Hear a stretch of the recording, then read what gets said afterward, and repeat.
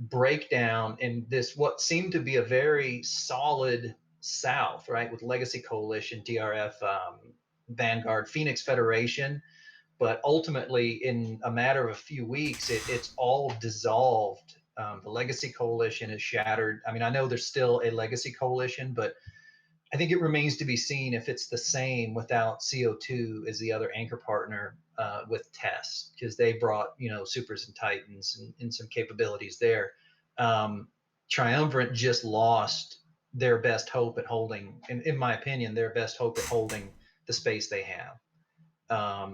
And I think from this point, it's just, and I do think this is a bit of all that's been going on is some basically a proxy war between the North and possibly the Imperium. That's maybe my tinfoil hattery going on there. But yeah, it's been a really interesting summer, and it's like, I don't know, is the winter going to be able to top it? Well, I mean, the winter is going to be, it's probably going to be something else, but much more effort and work related to other things, just because of the changes that are coming. But look, this does not seem epic in some way from the standpoint of, oh wow, they took down a heavyweight somehow from this, right? CO2 was already kind of on their back foot from some of the changes. Check. Yeah. I'm being told that Gigx just disbanded CO2. Oh, there it is. Not surprising. I mean, it looks like looks like he's made some comments out there on that Twitch stream that the judge is hosting right now. Oh yeah, I saw. That's I don't know. I would be surprised if CCP's not already looking at that, because that's some pretty serious shit. I mean, I guess I should just leave that alone. I don't want to start any. Yeah, I mean, I don't know that he ever outright came out and said I'm going to kick your ass or anything like that, right? But there may have been some. I'll see you soon. There is some comments. I will be seeing him very soon. What is his address? I mean, I guess since that's posted on a public stream, we can talk about that to that point. I mean, it's just that people have gotten banned for less. And I mean, I certainly don't want to see anyone banned, but holy crap. I mean, even a guy that honestly, personally, like I said, he has done nice stuff for my son. When I was in CO2, he was, he's the Warrior FC. But the problem is we've seen that certain alliances that are led by FCs don't sometimes fare so well. He's good FC. People love to fight with him, but, kind of like Elo Knight and some of those others, long-term, I think CO2 managed to survive because of that cult of personality, but that's sort of been damaged now, and I think we're seeing the repercussions of that. Yeah, well, I mean, you look, when you take CO2, and I forget exactly when CO2, formed. Let's put it this way: he was the head of it back when I was there in 2009. This has been around for a lot. This was around a lot longer than Judge. Judge was short term compared to all this. As far as I know, this was Gigx's baby. The people that decided to follow him, some of whom were there for years. I think he obviously his relationship within the Serbian community and things like that. That whole thing of I'm not out to hurt the line member kind of bullshit. It basically says, well, if you're out to hurt Gigx, therefore you're out to hurt kind of the alliance, and that will impact line members in a negative way. There is no way around that. I mean, from what we're seeing, it looks like the CO2 line members are locked out of the Keepstar, where a lot of their stuff is located. There's no way you can spin that as this was an unintended consequence. It should have been very obvious that something like that would have happened. And going back to, Gigx saying stuff, look, people have been banned for, I guess you could say, less. But when I won't put out names, but a former CEO of mine in HiSec actually threatened to rape the daughter of my CEO at the time. Hey. I'm sorry. I'm just saying. People have said bad things. Yes, they have. Yes. And when there are logs and video, CCP can make that determination. Sitting there and asking the players, okay, because the minute he said the first thing he did, which was, I believe, if anybody has his real name, address, and other details, message me. Message me. Everybody's like, "Oh, is that a threat? Is that a threat?" And it's like, "Oh, for the love of God, you know!" It's like the whole "say it to my face" thing all over again. But now, I think he said some stuff after that, and you know, again, CCP can be the judge and the judge, no pun intended. Yeah, and, you know, Fully intended. and determiner of that stuff. I mean, you know, but we should probably keep it more to sort of the in-game aspect of things. Because different tribes out there are going to want to, you know, spin it up to the highest level they possibly can. So we might as well or just keep the details out. You know, bad things. Yeah, I mean, there are definitely bad things that get said that CCP needs to deal with, not just in this situation, but throughout the years. Okay. Where is that? No. So right now, what you're saying is me headed over to 68 FT, and that is where the Keepstar for CO2 is now being camped by who? It's over by I'm on Planet the air, 6 Moon 1. And the people, the groups represented on the Keepstar are I'm talking, then don't talk. Goon Swarm with a few. Won't talk that much. I see a few test, a couple brave. Something huge happened in the game and try to cover it live. Yeah, I think if my reporting is correct and what I've been told, and the pings that from tests seem to bear that out, Legacy Coalition is granted blue status and access to legacy space to move to the Imperium. So that most likely is, and if the Matani's ping is factual, which I have no reason because it was on you guys' website, then I'm assuming you guys are hell camping that Keepstar. Or I say you guys, Goon Swarm, Imperium. I forget that not everyone in here is Imperium. Now, do we know, did Balkan Mafia just leave CO2, or did the Alliance get disbanded? So the Alliance is still a thing. I'm being told that he dropped. Oh wait, hold on. Time out a second. Time out. We've got Lucian James here, one of the FCs, part of Thorn Syndicate of CO2. Live radio show, isn't it? Yeah, we're actually we just went live a little while ago, so I should tell you that right now. left CO2 so that the judge couldn't stream Alliance chat anymore. That's smart. Now, how does that work in terms of like, do you need to log out or anything before that shit takes effect, or? No, it's immediate. Okay. Yeah, once you leave the Alliance chat goes away. He's in space until he disconnects or downtime. And that was one of the things that I kind of wanted to ask these guys before you came in, and we'll get over to you in just a second. But okay, so you've got the initial thing out there. You've got the the taking of the assets and all that kind of stuff, and the I'm flipping to goons kind of a thing and whatnot. This streaming that he's doing out there, streaming the Alliance chat, does that kind of go with that whole "I'm not out to hurt the line member" thing? Oh, clearly sarcastic. I mean, it just seems like, because look, even if there are people who are heavy hardcore backers of Gigx, let's say, there are other people in that alliance who are just logging into Eve, playing Eve kind of a thing, and they're with CO2, it's where they are and whatnot. I don't know. I mean, they're probably waking up to this, or getting involved with this and going, "God damn, holy shit, my stuff! What am I going to do now?" Yeah, well, like I was saying earlier, man, it's just kind of a little sad for me, because like I said, I flew with CO2, I flew with Lucian, and these guys, and I FC'd with these guys, and like I said, Gigx was nice to my kid, and I really enjoyed being in CO2. There was a lot of good stuff about him. So this whole breakup of the Legacy Coalition was sad, even from an outsider's perspective. But seeing this, I just figured, if the war went badly, CO2 has got a history of, hey, if they want to go out and low sec and ranger it up for a while, they've always been able to come back. I mean, but it's not the first time they've lost Sov, and they just like to fight. There's a strong fighting spirit within CO2, so it's definitely agreed. Yeah. Now, can I get a link to your radio show in the general public chat, something, so I can spam it? Yep. Yeah, and you know what? We'll hold off until you do that before we actually start asking you. There it is. This is Imperium News? Channel. I don't really think I should bother. Never mind. Wow. Hey, man. We're trying to give you some reach here. I'm waiting for someone at Eve News 24 to poke me and go, why are you on INN? It's talking in stations, which is a little more independent. It's just a day of backstabs. Johan's on INN, and he's the editor-in-chief of EN24. The judge does this to CO2. I mean, when does the backstabbing stop? I don't know, but man, our back's feeling pretty pokey right about now. I mean, this really begs the question: does this completely just throw everything into chaos? Does this negatively impact the entirety of Eve, or is this, the DRF got exactly what they wanted? It's just a little faster than normal. It's just a little faster than they expected. And with it being a little faster than they expected, can they capitalize on that? Well, we've talked about how things happen um, when when the superpowers of New Eden smell blood. It's when they tend to all of a sudden strike in full force. And I think I said this on a different show last week, but when you have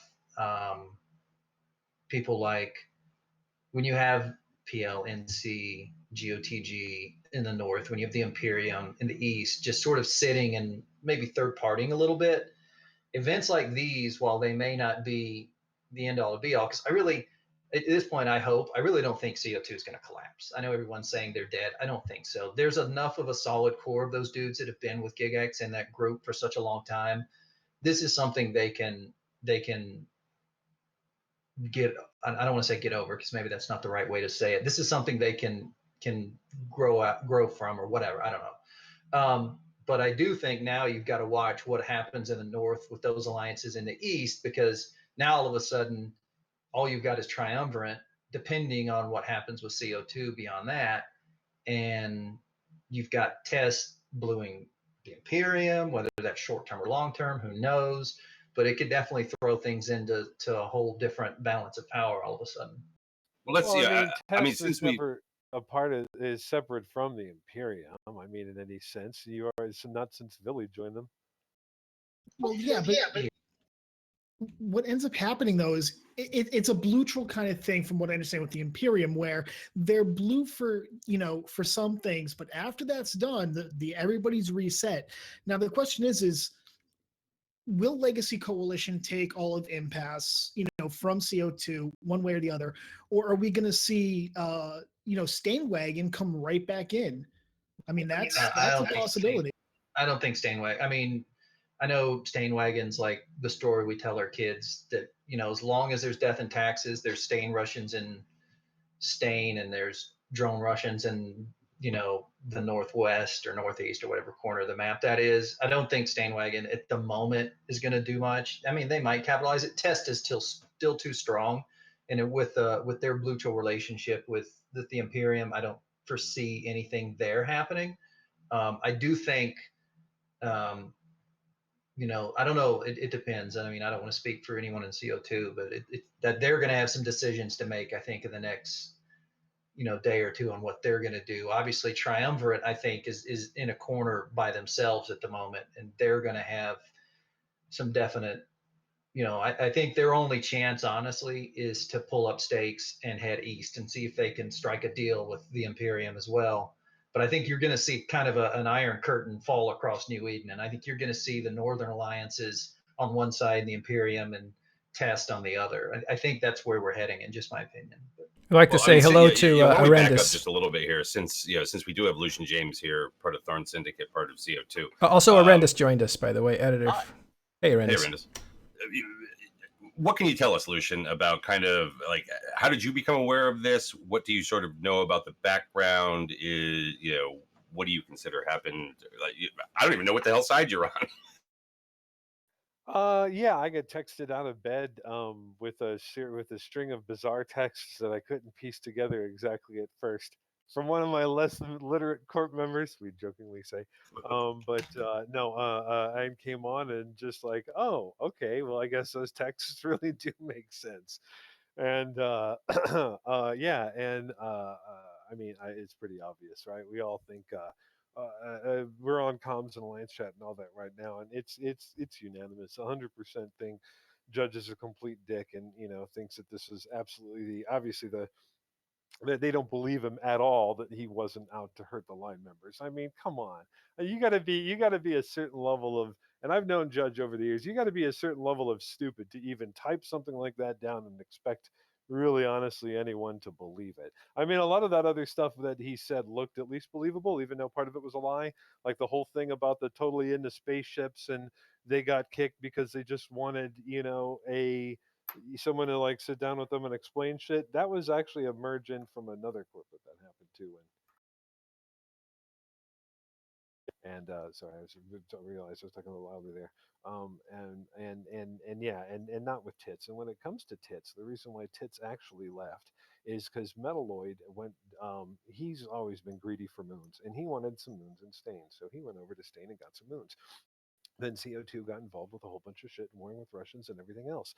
And he started to lose some of his Stain R64 moons or whatever, Metalloid from Tits went and got. And he got all upset and butthurt that CO2 didn't have any time, desire, ability to go all the way out to Stain to try to protect his moons with everything else we got going on.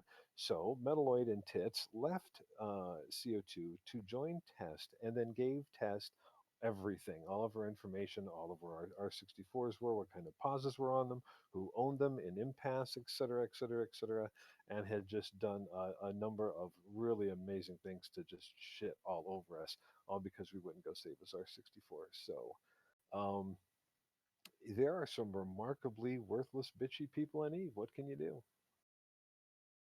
Oh, Yeah. and of course, Good. Sapporo Jones and the rest of, thinks, oh, we didn't want it to go down this way. And I'm like, yes, you did. Especially Villy in your alliance did. Oh, I'm sorry you feel that way. Oh, come on.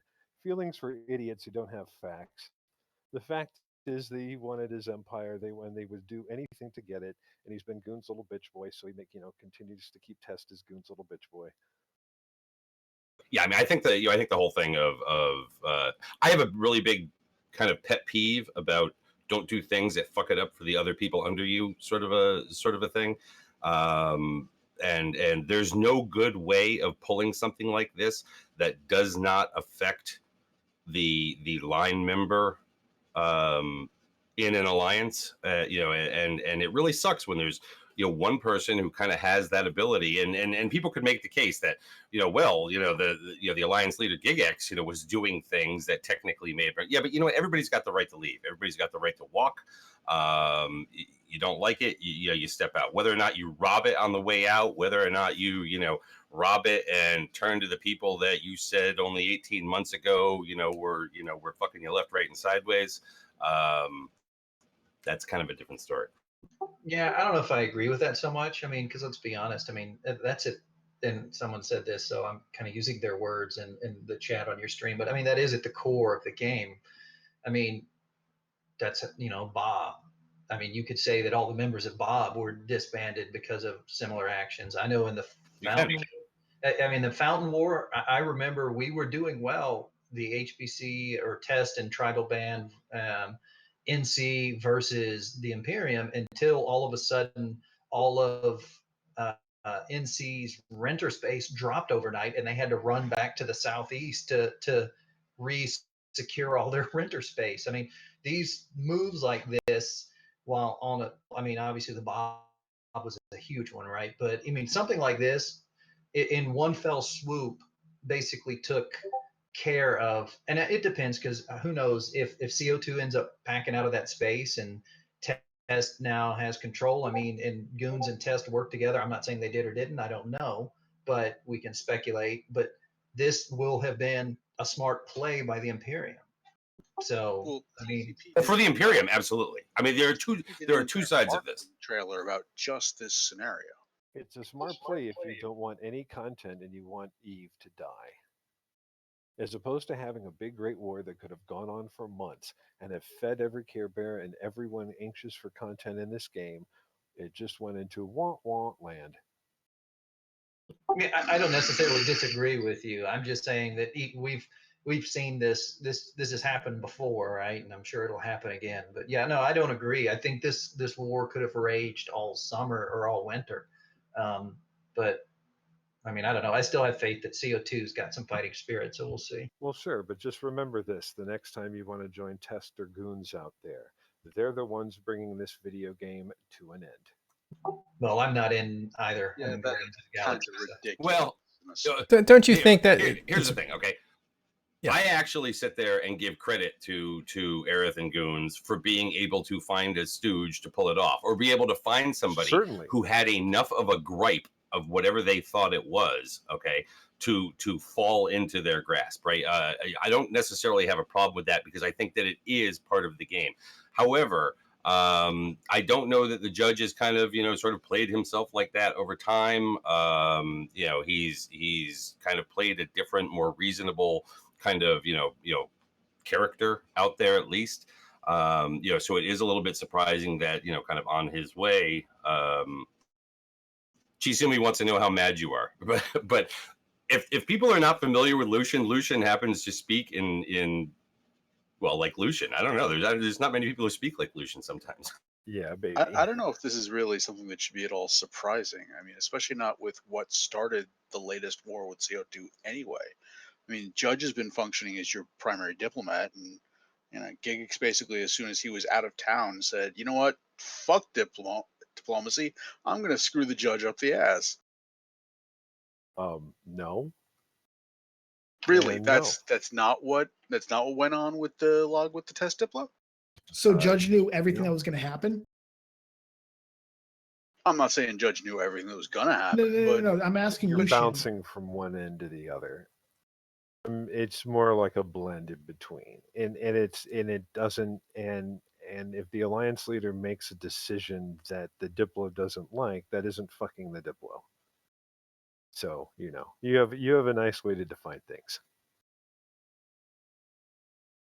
I suit think your if narrative. the alliance leader is going to send the diplo out to do stuff, and when the diplo does stuff, the alliance leader is going to completely ignore all the shit he just You're had assuming the do. alliance leader sent the diplo out to do things, and the diplo Well, if didn't the go and alliance do leader things on isn't their sending own. the diplo out, if the diplo is just going out and doing shit on his own, then especially with an alliance leader like Gigx, I fully expect the alliance leader is going to make his dissatisfaction known basically all the fuck over the place. Yeah, again, you're oversimplifying things that sound really good for your narrative, but don't really work that way when it's played out. It's not his narrative though. Gigx is on record as saying he'll rule Fithabolus or he'll see CO2 burn around him. That's not a narrative. That That's has to Gigx's own do, words. but Gigx has years of doing this. That has nothing to do with whether or not a diplo was burned, or potentially has nothing to do with whether or not a diplo was burned. So you guys are saying, "Oh, here's a fact," and then tying it to something else. I'm not saying this is a fact. I'm saying this is an easily seen inference. And you're sitting there saying, "Oh, well, it doesn't necessarily mean this." Well, okay, it doesn't necessarily mean this. Somebody could have actually handed the judge $10 million to do this. But if you're going to sit there and say, "Oh, it's not, this is completely impossible to do this," and then 5 seconds later come around with, "I mean, it doesn't necessarily mean that," you've already waffled. Okay, sounds good for your narrative.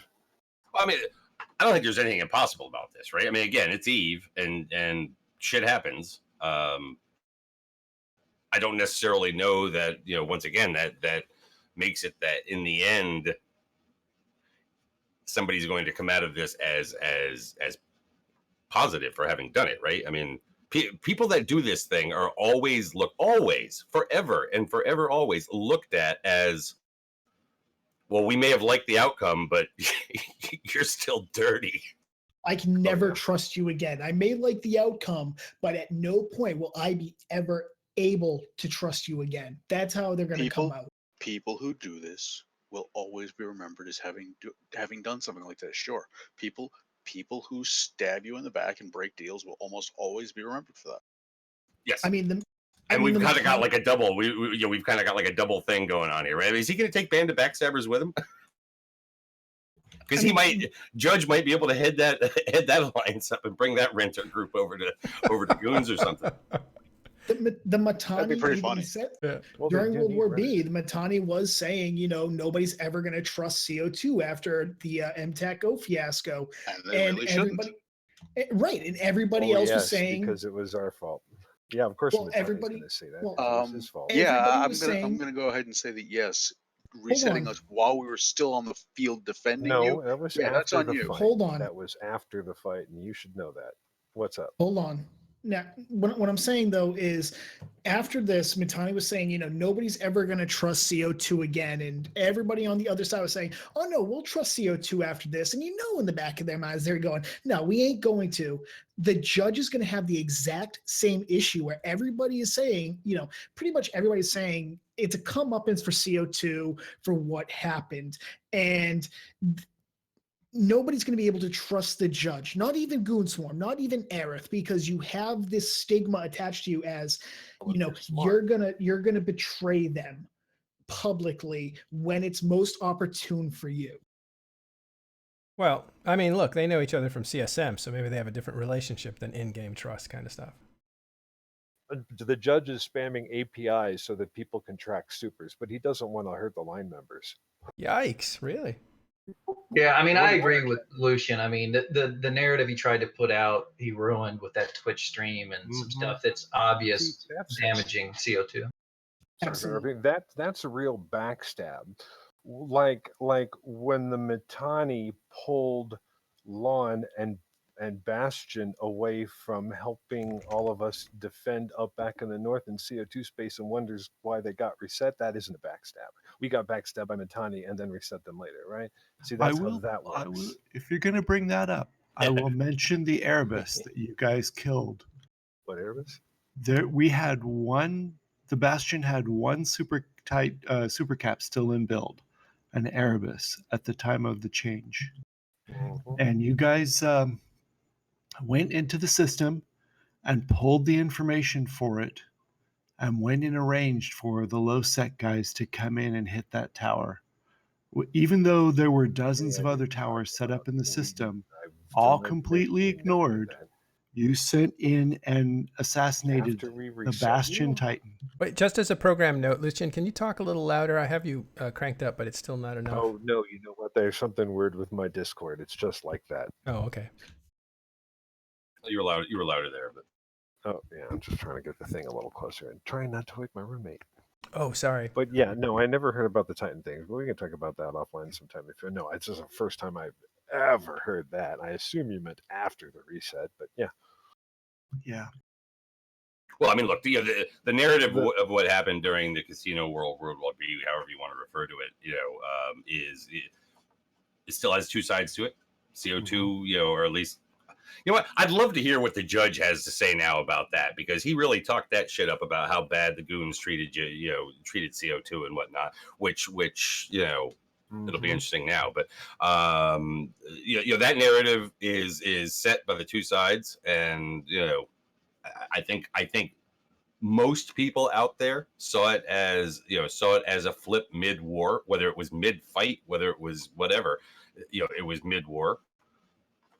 However, here we are with this new situation now, and it's a little bit different. You got one person who's led this, and I think for right now, the tribes are going to continue to sit there and back whatever piece of it that they want to, based on kind of the near-term outcome of it. But longer term, I don't know. I mean, if this ultimately leads to a group like CO2, kind of, I don't know, I want to say disappearing. Is it one more of those fighting alliances in the game that goes away, and now we're down another fighting alliance? People who are willing to get out there and battle it out. Well, I guess from another perspective, we do have I think the DRF Diplo is in the room now. Oh, what's up, Jay? Nope, can't hear you. You're like super low or something. You are lower. Really, really low. I had to put it on my stock, sorry. Oh, there we go. So what's going on? What's going on from the DRF perspective here? Stuff and things. Well, that clarifies it. Best answer ever. When Like covered, yeah. I guess I could say, when did you become aware of this? A while ago. So like when it was in the planning phase kind of thing? Well, when Gigx pretty much told UAX and myself to go fuck herself. Oh, I didn't know you were a Diplo for DRF, Jay. Yeah. Is that a new development? No, I got pulled out of retirement back in March to deal with the tribal shit. Hmm. All right. You got anything interesting to say? If not, then hang out. Yeah, I don't know. I mean, again, this is all like, breaking news, right? Trees are coming down in Fort Lauderdale, and we're still trying to figure out where they're landing. But I'm quite certain that over the course of the next couple days, we'll have some more information. But Well, a lot of FCs that were flipped. I know there's a lot of corp directors that were flipped by different parties. And then, of course, Aerith flipping the judge. Hello. what's up, Dodd? Hey, So is anyone laughing about this anywhere near as much as I am? Because this shit's fucking hilarious. it depends on what side of it you're on. I don't think it's hilarious, actually. I think it's interesting on many levels. One of those levels is just the idea of a diplomat and an FC relationship, and how, the diplomats aren't powerless in certain situations, like this one where he's trusted and totally, throws away that trust. So I think it's interesting because FCs don't rule the world all the time. It takes other people to organize it, and you have to be able to depend on them. And this is he wasn't just a diplomat. He wasn't just somebody out there speaking words. He had roles. He was part of leadership. That's what I mean. Yes. Well, because some diplomats don't have certain access to things. I mean, he took all the assets, right? Is that what he did?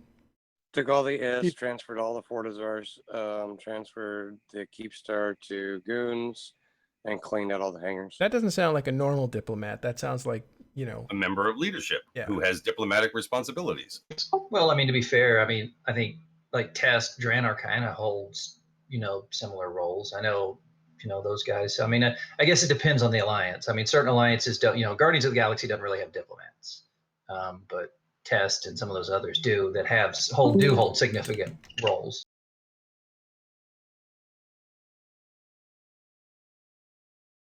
Becoming a party in here. Sexy party. You bring the weed, I bring the dick, yeah. Now, Arendis, you were asking a channel there, like, earlier when we had kind of been discussing, or it may have been just actually after we were sort of discussing the fact that that Gigx had said some things in the stream there, and I didn't get to see like all of them. I saw some of them. I saw the Twitch chat that Judge is running, kind of laid up with it, and saw some tweets and things like that. Apparently, he has said some things that have probably crossed the line for CCP. We'll find out. Definitely crossed the line. Yeah, he'll be like, holy shit. Yeah. He started off by basically saying anybody with the judge's RL information, message me, and then feel free to use your hands while you can. I'm sure he just wants to send cupcakes. Yeah, he's gonna send him a fruit basket, and he's gonna be eating the fruit basket with both hands. Maybe with some laxative heavy ingredients. Yeah. Well, and that was really one of the things that I was, that I was kind of afraid of, because, like, all jokes aside, I mean, Gigx can, sometimes come across crass. Well, whatever word you want to use for it. I don't even know what word, and Unstable. Well, no, I never found him to be unstable, but he attacked with no provocation, no identification whatsoever, and people try to be reasonable with him, and he wasn't. Yeah, but I know you and I have had this discussion, Jay. It just, if you've been in CO2, you know how Gigx is. I mean, and I'm not saying that in a bad way. His strength is also his weakness, in my opinion. He's like, people will follow him. Those that have been with him forever will follow that dude into hell. But his rage is also can be, I guess, his weakness. And I don't necessarily mean that as a criticism, because I suffer. I mean, everyone has that, right? What some of your strengths can also be your biggest weaknesses. And I'm sure that's a cliche that's on a lot of people's refrigerators. But anyways, It's true though. Yeah. But I mean, before all this really got real serious, I mean, he was offered all of Faithopolis by us to end this war, and he pretty much told us to go fuck ourselves. Well, that's new. Hadn't heard that one before. Yintan just showed up on the Keepstar. I'm trying to get Lady Scarlet in here, but she's being voice shy. I'm pretty sure Yintan's going to be selling out Pravi before too long. I think that he's going to turn over all their stations to Usher Khan right before the changeover to faction Fortizars. 2017, the year of the backstab. I'll be honest, if Jintan sells out CVA, then the only thing that would break my heart more is if Kriba, I don't know, did something, dark and dastardly. At that point, Eve would really, the goodness will have just left Eve all. The minute we cannot trust Kriba. The minute we cannot trust Kriba is the minute Eve Online legitimately dies. Now, That's I, like for one, Horsemen am of the looking forward to the day that fucking Kriba finally scams the shit out of somebody. Just saying. Kriba's going to facilitate all them getting all their shit The out. longest of long cons. If it turns out that all this time Kriba has basically been the ultimate long con, I don't know. Mittens might have to go and set himself up as the new Kriba just to balance out the universe. I think that's kind of there's a point where a fruit is ripe and then it's overripe and then it just gets run. And I think Kriba betraying Eve would be like, yeah, it's just run. Like there's no. It would just. The sun would fall out of the sky at that point. I mean, honestly, I was stunned when Darkness pulled. When that happened last year, because it was just there were death and taxes. Kriba's trustworthy, Darkness is trustworthy, and that was really a stunner because it wasn't like he really. Whatever he did wasn't for. He made a lot more ISK, being a trusted third party, but maybe the advent of the Citadel just meant he wanted to cash out and leave. Who knows? It was only a couple $100 billion, and here's Lady. Hey, Lady Scarlet. Are you not going to talk? She's still being voice shy. I hear some opinions from people who know. But all jokes aside about people, flipping and selling stuff off to Usher Khan. Okay, so this probably does throw a very big monkey wrench into the war in the South. Not that I don't think that CO2 and Tri were kind of on a bit of a back foot with sort of what was surrounding what it was, but what does it mean potentially longer term? I mean, can we be seeing this lead to a realignment? That then I don't know. Then kicks off something else. I really think so. I think that this is either going to speed up what I think is a new alignment with Test and the Imperium in the South and the United Alliances or whatever, the United North in the North. I really think you're going to see the South sort of fizzle out, and I think you're going to see sort of that iron curtain falling between the two. I think this is honestly just may lead to the next bigger war between the two real powers in the game. Wouldn't the next bigger war be the Winter War when they redistribute moons? Well, I mean, that could definitely have an effect on it. I mean, I remember Shadu telling everyone that, Sov warfare sucked. You're terrible. Montolio's trying to make your life hell for wanting to invade Goon Swarm, blah, blah, blah. Sov warfare sucks. And then they shuffled the moon and the Fountain War kicked off. And next thing you know, Sov warfare was fun again, right? So, I mean, that definitely has the ability, but I think there's two major power blocks in New Eden, one in the north, one in the south. And anyone who thinks that the Goon Swarm really got their teeth kicked in during World War B, Casino War, whatever, the numbers don't lie with what's been coming out of Delve lately. And I think they, sure, they lost their space in the north, but they replaced it with decent space in the south. And they're still as strong and still a superpower, in my opinion. And I think if Test joins them, I think you're going to see a definite. That's going to be a significant shift in power. But doesn't it? Can we go back in time a minute? Like, let's set up, and we can call it whatever we want, the Casino War, the World War B. But if you go back to that, the way narratives were spun out about what exactly happened and who convinced who and who was responsible for CO2 flipping on the Imperium. What can we go back to that and kind of rehash that? What role did the judge have in that? Because I know he came out and defended it pretty strongly, and not only defended it, but used it to try to peel off more alliances from the Imperium, saying, guys, this place is falling apart. Get out while you can. Was it the judge or was it Da Vinci? It was the judge that did that. It was all of us. I mean, come on, give me some credit with that. Sorry, Lucien, and it was true. I should have had you on the show. I call him Lucien because that's There was like a dozen people involved with that. Okay, but he was one of the guys out there. Doesn't it seem like, hey, let's pick the winners and go with them?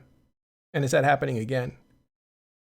Well, I'll disagree with that because I was in CO2 at the time in Southern Comfort, and I will say that the you know the voice was strong. I mean, there was from the top, not just the top down, but the bottom up. A lot of people were very unhappy within the Imperium. So now, whether that was a narrative that was spun up, whatever, call it what you will, but I would definitely would agree that that wasn't just a narrative. That was definitely how CO2, at least from my perspective as an FC and line member in CO2 at the time, we were happy. We were not happy being on the side of the Imperium at the time. We wanted to really fight with the NBC, so it was a big deal for us. But would you say that, as Matterall said, do you think that was we're going to leave and join the side of the winners? No, we were legitimately CO2, and I don't want to speak for Lucian. I'm speaking as a line member and an FC, but we were not happy with the status quo. There was a lot of bitterness. Now, whether that was presented to us that way, I don't know. But generally, we wanted to fight. I mean, we wanted to do our part for the Imperium at the time. We wanted to stand tall. We wanted to do our job. But I think when the perception was that Lon and I can't think of the other alliance was pulled out from under us because we were making a stand, we were fighting hard every day. And we felt like we weren't. Now, granted, this could be narrative and spin, but from my perspective as a line member, we felt like we weren't getting the backing of the Imperium, so why should we continue to fight tooth and nail in tribute for the Imperium? So that was, as a line member, that's how I felt. But I mean, to be fair, that wasn't really Imperium's strategy. Their strategy was to huddle up in Losec and Saranen while like everybody tore apart their Sov. Yeah, but we were winning. Up until that point, we were holding the line. You were? Yes. We were winning, but we were lightly holding with very little loss per day. Had Bastion and Lawn stayed with us in CO2, stayed to work together, at least in that region, we could have slowly extracted assets safely out of that area, as opposed to just having them have lunch with the Matani, then the next day retreating immediately to Saranen, and then us getting completely rolled in the process naturally. Carneros, you were at that lunch, weren't you? Yes, you were. Yes, I don't know which exact lunch you mean. The lunch where the decision was made to abandon Vale, fall back, defend Tribute as the new front, but it was going to be from the base out of Saranen. We had just lost several major engagements in a row, and we couldn't use our super caps. There were just too many forces around us. Now, it's a little bit, there is a difference between being able to use your super caps and being able to quietly extract them here and there. I'll agree, but we were in the middle of a super cap move up through Tribute that I was personally leading when the switch came. Such a polite word. It was a surprise. It was a surprise. We were aware of your super cap fleet and decided to not intercept it. Okay, some truth time though, Lucius. Did you guys plan to sabotage super caps or not? No, hell no. Lucian James, aka Keepstar, and I can tell you all a million reasons why no. But although I'd have forgotten half of them, a little hyperbole there. But no, for so many reasons. No, in that we. Oh God, now I forget. No, because they weren't. Oh no, because our system was jammed anyway. For starters, I believe that was the big one. No, and no for other reasons that I guess I forget the rest. But yeah, the shit was no. Besides Sebastian, dude, you were a terrible guest. Guy. Like you were all talking about how Kurt Chirp and all that, and and Jintan are cool, and if they fuck over Eve will really be in a sad place. Sebastian is also like that, and he's had the keys to the Imperium capital and super capital fleet for a long time, and it really hurt him to have to leave the Imperium. But since he was in control of all of that stuff, he would have been the one. First off, if we wanted to have done it, we would have done it, and it'd have been over it, right? It would have, because he was the one who had the keys to it. If he would have told the goon caps and everything to go jump somewhere, only for all of them to die, they would have jumped somewhere because they all trust Seb. But Seb's not that kind of person, Oh. because we can all trust Seb. We're And so seeing. therefore, Sorry to no, interrupt. we didn't do We're that. seeing Thomas Lear's Eon get was it destroyed just now? I don't know, but that's what you're seeing on screen. Sorry about that. I'm sorry to Well, interrupt it's you. not destroyed yet because I'm still repping it. Okay. And it's true. Everyone trusted Thomas Lear's Sebastian. Aeon? Well, he just bought something off contract for fun. That's all. I was He's going just to say, isn't that one of your guys? Yeah, he is. yeah, he's just being goofy. Oh, But okay. you're right, Sebastien Saint-Fosquin, and everyone trusted him, and he's an upstanding citizen. Yeah, Whatever so you want to say. if we wanted to, it would have been done. And no, that's just a big no. I wouldn't have I would have left for taking our corp out of CO2 if they would have done that. Yeah, I mean, I can only back up what Lucian is saying. I was an FC in CO2 at the time, and at least at my level, there were no plans, and I was a super pilot there as well. I mean, there was no hint that we would have done anything of that nature. All right. I was curious about that because it seemed to be. Just an FYI, some people out in the chat were wondering, why not have Judge over? I have asked Judge over on his channel if he would like to come over here. It's obviously not what I would call a CO2 heavy hostile room, but he has said he can just talk over there. So Yeah. Either way, these guys. We should invite anybody that has some information to come join us on Talking in Station's Discord. And I will put that into chat in just a moment. Yes, you can put him in a special snake pit channel, and he'll feel right at home. on the subject of the CO2 Imperium super capital thing, and I'm just touching on this because I'm the one who wrote that article.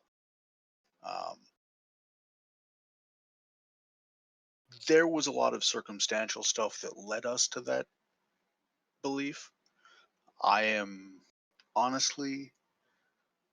would personally very much prefer to believe that there was never a plan for that, and it was just us in the wake of the flip, basically seeing shadows on the wall. Because, like you've both said,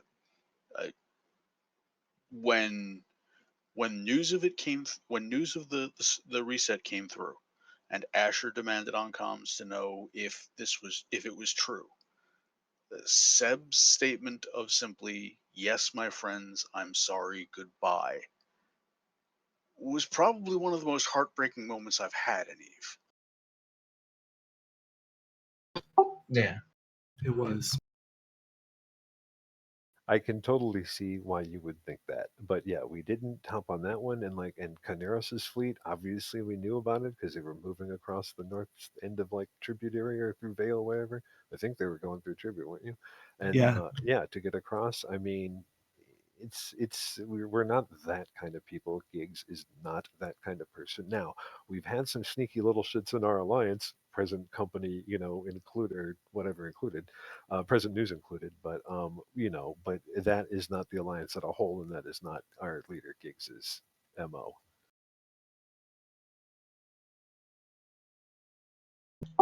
tall creature. Lucian, James, what happened to the judge? What made him flip? He was shady to me and did 3 strikeouts with me. Was shortly through in my first few months of joining CO2, and it's taken years for me to come around to him because he had stopped being shitty to me. Like, I mean, like doing weird things, like telling me to form a fleet because he's got some cool target for us.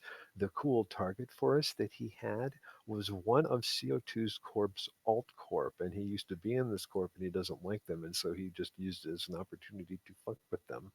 And I had no idea. I was just like used in all of this. So, what motivates Judge to do these things? Judge is just one of those pieces of shit from Australia, and that's that. I like Australians though, but you're saying he's an I'm not emotional guy. saying- But It's I'm not ego. saying all Australians are pieces of shit. But you know the ones that are The criminals?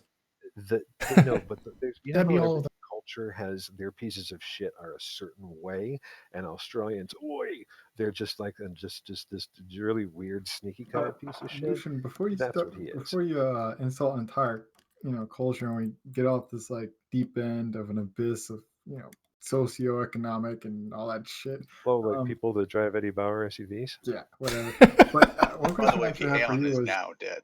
is there any chance like CO2 is gonna like pull through from this? Like, are they just dead in his alliance? I'm wondering if they're gonna deploy to us and Black Rise, like test it after the end of the Fountain War and try to gain back the numbers and get back some sort of following. Because to me, it looks like they're done for after this. But Well, I got something to say about that. I mean, this CO2 is a cult of personality around Gigx, and after some of the events of tonight, I'm not sure Gigx is going to have an even account much longer. He's gone. There's no way. You're talking about because he possibly violated EULA by threatening somebody? No, Yeah, and listen, straight up fucking like. No, possibly. I've had my run-ins with Gigx. I'm a former CO2 member. Lucian was my CEO, and I have my issues with gigs. But when you cross the line to outside a game, real life threats, But I think that. But you're saying in your judgment he did something that violated him that'll get him kicked out, and that's why you're saying there's no future. But we don't know that. Hold on. Is there really a debate about that? Hold on. Yeah, there is. He asked for the judge's personal information. He asked for his address, and then told the judge, "I'm going to be fucking seeing you soon." No, he said he was going to cut off both of his hands. I believe. Well, anyway, it's not. He didn't say that. He said something else similar. To No, that's actually what he said. He said, "Enjoy typing here with both hands while you can." Yeah, it could mean you're going to break them. Then because his hands are going to be busy with all those cupcakes, possibly laxative, Then heavy he said, ingredients. "You're going to need to call goons to help you take a piss." All right. So anyway, it's completely. All right, but I'm not defending that at all. I'm not defending that at all. What I'm saying is that it's not our decision; it's CCP's decision. But you're presuming. Yeah, but we haven't met him in Vegas, and we don't know that he's a cool guy or anything. I met the judge. But the point is that CO2 is a cult of personality around Gigx. I mean, that's why there's so many fanatical people in CO2 because they believe in Gigx, and Gigx is an FC, and he has a way of getting people to follow him. Without Gigx, there is no CO2, and I think even Lucian would agree with that. Well, I mean, look, we shouldn't downplay the whole role that cult of personality plays in this game, because one could make the case that there's a cult of personality around Mittani. We can make the case that there's a cult of personality around certain people within Pandemic Legion, within the Russian community, within a number of long-time, high-profile named alliances out there. But there's a cult of personality around anybody who gets notable. There's probably a cult of personality around Dirk. I can attest to that. Personality. I'm the high priest of the Dirk cult personality. See?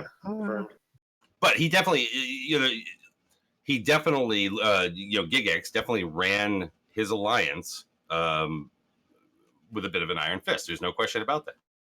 I think what we're going to see. I think what will happen is, depending on his run-ins with CCP previously, I think it'll be a temp suspension. I don't think he'll get more than a month, depending on how many times, once again, he's had run-ins with CCP. Hey, perfect, because acid safety's 20 days. All right, guys, I hate to interrupt, but I gotta go. But before I do, I want to get a shout out to Aerith for tonight's comedy, because I don't think it would have happened without him. Right, because we presuppose that Aerith, actually that's what they said, Aerith and the judge arranged all this at the CSM summit, where they are both CSM members. I fully believe that Aerith flipped him.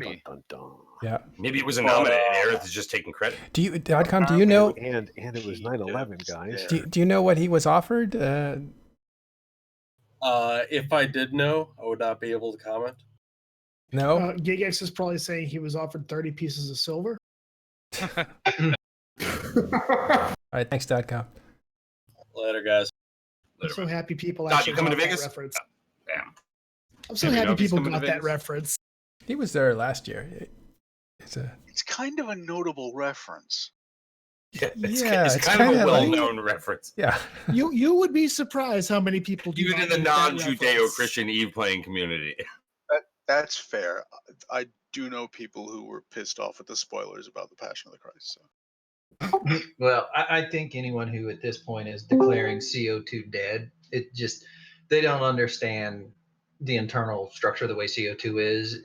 May it damage him? Sure. If they'd have lost this war, would have done it. But I think CO2's come through harder shit in the past, and I'm not gonna suppose what's gonna happen with Gigx because Really? Yeah, but a lot of their, I So think we were, CO2's fate will depend largely on Gigx. we were just talking about Sebastian, and he's on now talking on Alliance Chat Discord, and he Yeah. just said very, very beautifully tongue-in-cheek, this is a good day to play other games, and luckily, the judge didn't take your WOT Garage, your World of Warcraft Harbor, or your LOL Lane on his way out. So go and enjoy them or work if you are German.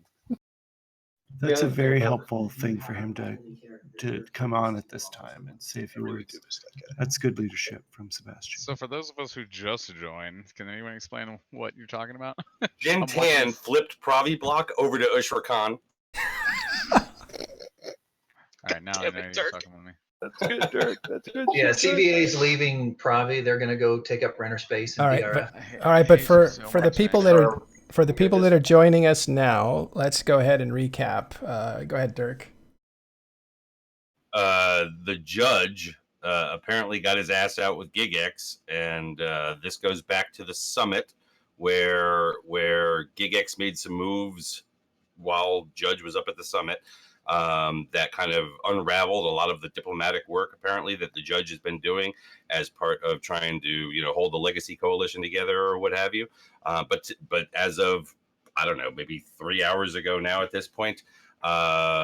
He stole all the stuff from the corp hangars, the alliance hangars, transferred over the Keepstar to the goons, Fortizars over to test, and yeah. So we're joined by a few key people in here. This is a public channel, so we're allowing anybody to come in. If you misbehave, I'll throw you out. But otherwise, you're free to come in here and talk with us. But we have some notable guests. Arendis, who's an editor at INN. We also have John Landier, who's also an editor, but for EN24. We have Lucian James. He's from CO2, NFC there. And we have Killer B. And, of course, Dirk MacGirk, myself. And now we have Apple Pear, who's from Goon Swarm. And Solon Decimus, ex-CSM, who knows the judge because he worked with him closely, I think, in CSM, the last one. Yes, we're actually pretty good friends. Actually, Aren't we a circle of something? Circle of coup. By the way, Dirk, I just want to some slate appendation there. The judge is apparently on an alt gunning the Keepstar, and he got top damage on Thomas's Aeon. somebody was saying that was a large rigged Aeon. It That's might how have old been. that Aeon was. Yeah, Thomas, I thought I was a baller jumping my dread there, and you had to one-up me. I'm pretty upset about that. I'd also like to point out, sorry. I'd like to point out Jay Maricati is a diplomat for DRF. Missed him earlier. Thomas didn't jump his Aeon in. He took contributions, then bought one off the market in the Keepstar. So what you're saying is CO2 has been disbanded, but they're still getting kills afterwards? Dang, Well- there's no keeping them down. As far as recovering, though, I mean, I do know a majority of their FCs and corp CEOs have also been turned against Gigx, so I don't see it happening.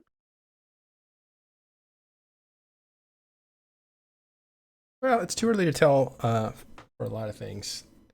This has just happened just a few weeks ago. Sorry, did I say weeks? I meant a few hours ago, maybe 2 hours ago. Matterall, how much have you had to drink? And it's not that I'm just clumsy, and I'm actually running the feed, so I got a lot of different things to worry about. That's why I'm mostly quiet. And Dirk is doing a great job of kind of, running Well, you things. don't want to die because are you down there with an INN approved journalist that won't get No, shot? no, the goons would kill me if they saw me here. They wouldn't know who I am. But what we do know, like early on, we started, Dirk's like, get in columns right now because he knew a situation was going on. And we got on here, we started talking, starting to put things together. And we had some initial reactions that are our own. But then we had a few people contact us and we started talking to them and started figuring out that this was real and that it was being verified. And then the judge himself put up his reasons for it on Reddit that, a bunch of people commented on. And his reasons were basically like, I don't know, how would you summarize his reasons for doing this? Got his ass out. That's what I said before. Okay, something So a little more. What's he doing now? Because Gigx pretty much went behind him and countermanded all his deals, like the one with us, the one with drone walkers. I mean, Yeah, when right, the head of the alliance makes an alternative decision to the diplomat, that's not going behind him. That's using his authority. Yeah, but the judge was more than a diplomat in CO2. I think he was part of leadership. Just a they diplomat. had binding agreements that they completely ignored. I mean, that's what the boiled down to. Ratzelat's right. He's not just a diplomat. He had the keys to everything, which allowed him to do did, something.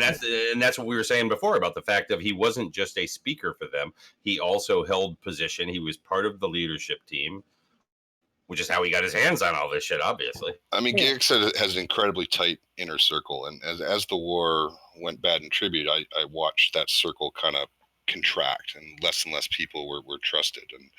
And Judge was called upon to do something that he'd never done before, which was FC a super cap leader, a capital fleet, and that went very poorly for him.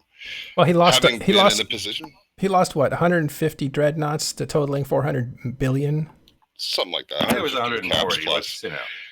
And being an FC in Gigx's alliance and knowing how he reacts to people losing forced peoples, I can imagine that there was a conversation between him and Judge, and I can't imagine that this didn't have something to do with what went down. I was FCing sub camps that night, and boy, oh boy, do I wish I was doing the camp fleet instead. Why is that? I mean, Judge's claim, Aerith's claim. The judge is here. Oh, is the judge here? For months. Yes, the judge has just joined us. Can I say hello or? Yeah, say hi. Hey, Judge. now I don't have to text you. Good day, mate. Judge, you recognize most everybody in here. How's it going?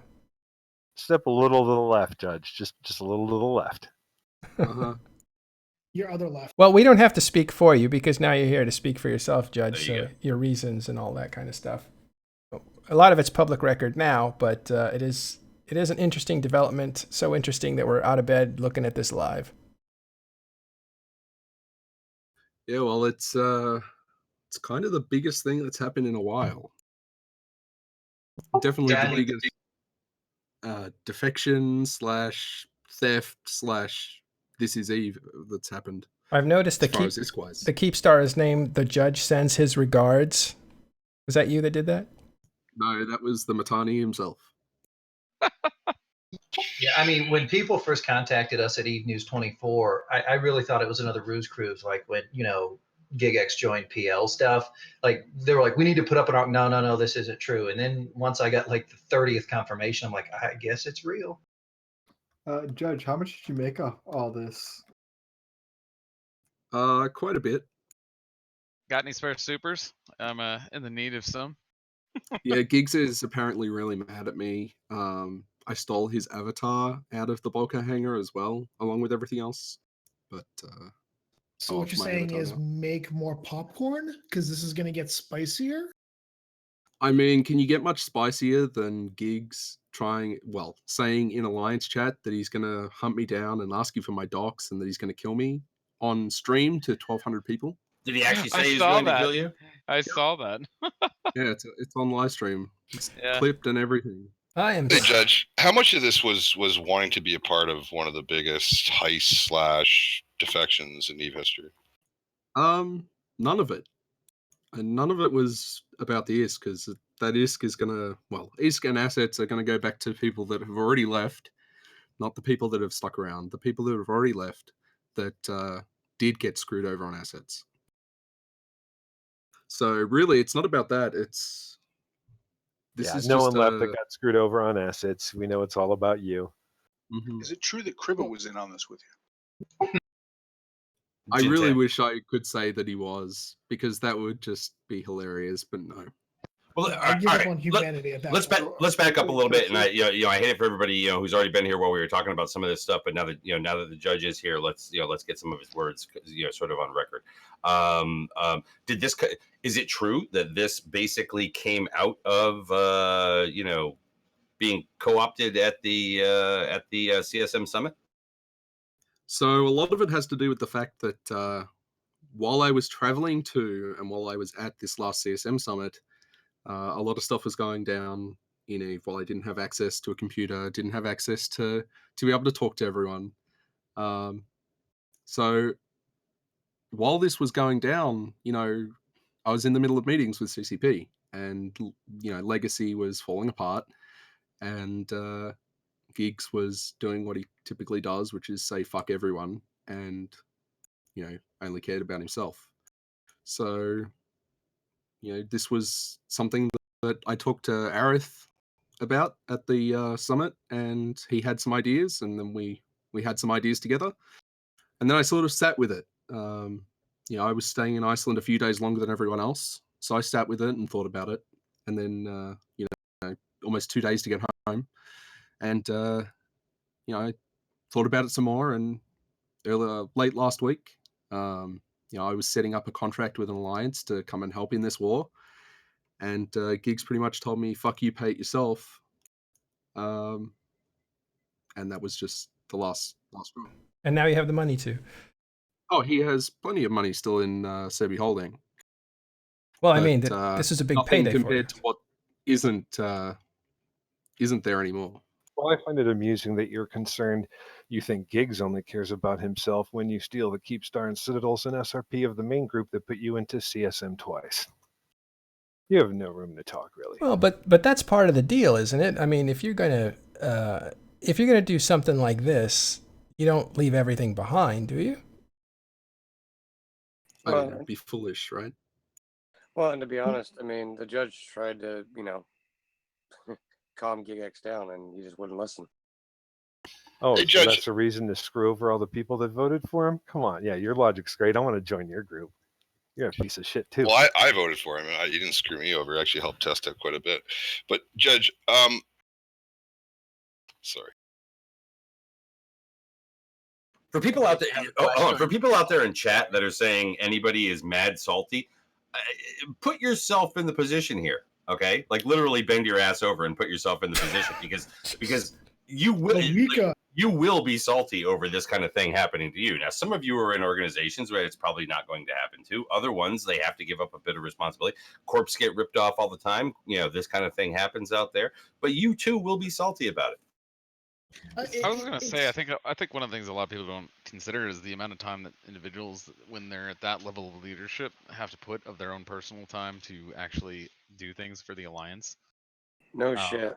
Like a lot of line members will just look at this like, oh, he's such an asshole, and it's like, yeah, how often you log in? What, like an hour or two a day? But when you get to the level of alliance leadership that Judge is at, I mean, you're looking at hours every day. You're never disconnected from anything going on because it doesn't matter what time of day, someone's going to have an emergency they need you for.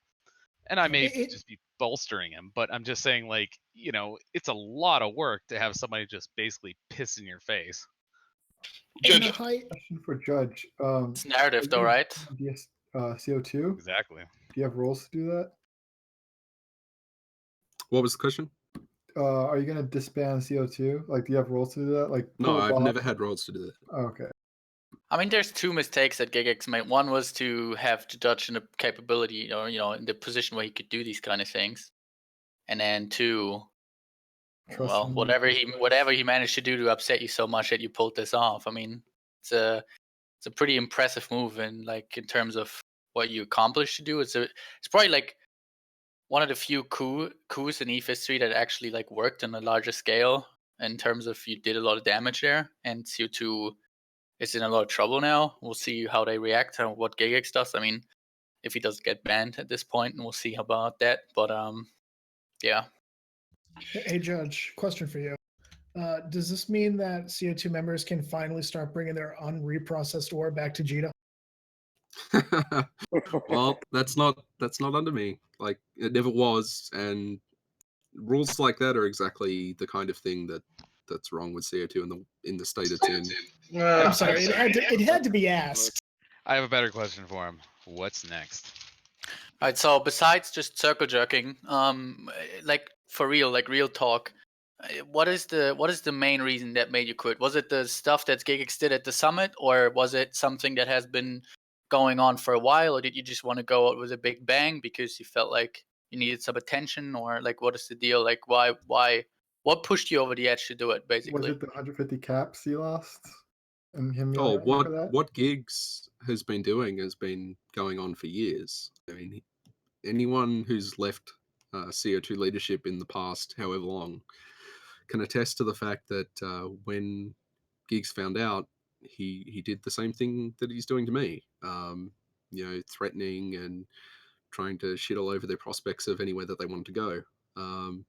So that's just something that's grinded away at me for a while, and it's something that I obviously don't have to put up with anymore. And hopefully this is a nice time to take CO2 behind the shed and put it out of its misery. Hey, Judge, when you came on, you talked about the breakdown of the Legacy Coalition and sort of CO2 and test role in that. You're probably the only person right now that can speak without OPSEC reasons about what actually went down. You probably know more than anyone else. Why did that break down? Yes, please do. Jay's going to love this. So it all started with one of the leadership who's going to hate me forever, but who I hold no ill feelings against, Quentin Decker. He attacked a solar system that was in Faithopolis because he wanted it to be able to time towers with their fuel correctly, because when you don't hold SOV, the towers all have different timers, right? Because they run out of fuel at different rates. So he attacked that, which started the whole solar versus CO2 thing. Test, they went and made agreements with the DRF and solar and stuff without us knowing at the time. So really, that was kind of a blindside thing that that we weren't going to get any backup because of that. So it all started with that, and then it just spiraled into an all-out war, which is really just going to end up with CO2 being evicted, and it was always going to happen that way. I warned against it. I tried and tried and tried, and well, it wouldn't have been the first time. It wouldn't have been the first time in CO2's long history that diplomatic, stuff, maybe partially Gigx's fault or what have you, has led to them being forced to relocate. And yet they have gone on for years and years and years because guess what? There was a core. People have come and gone through CO2 for whatever those reasons are, but CO2 has lived on. Now, I guess they've never actually had to deal with this, but I mean, it's definitely a culture of fanatics within CO2, and I say that lovingly.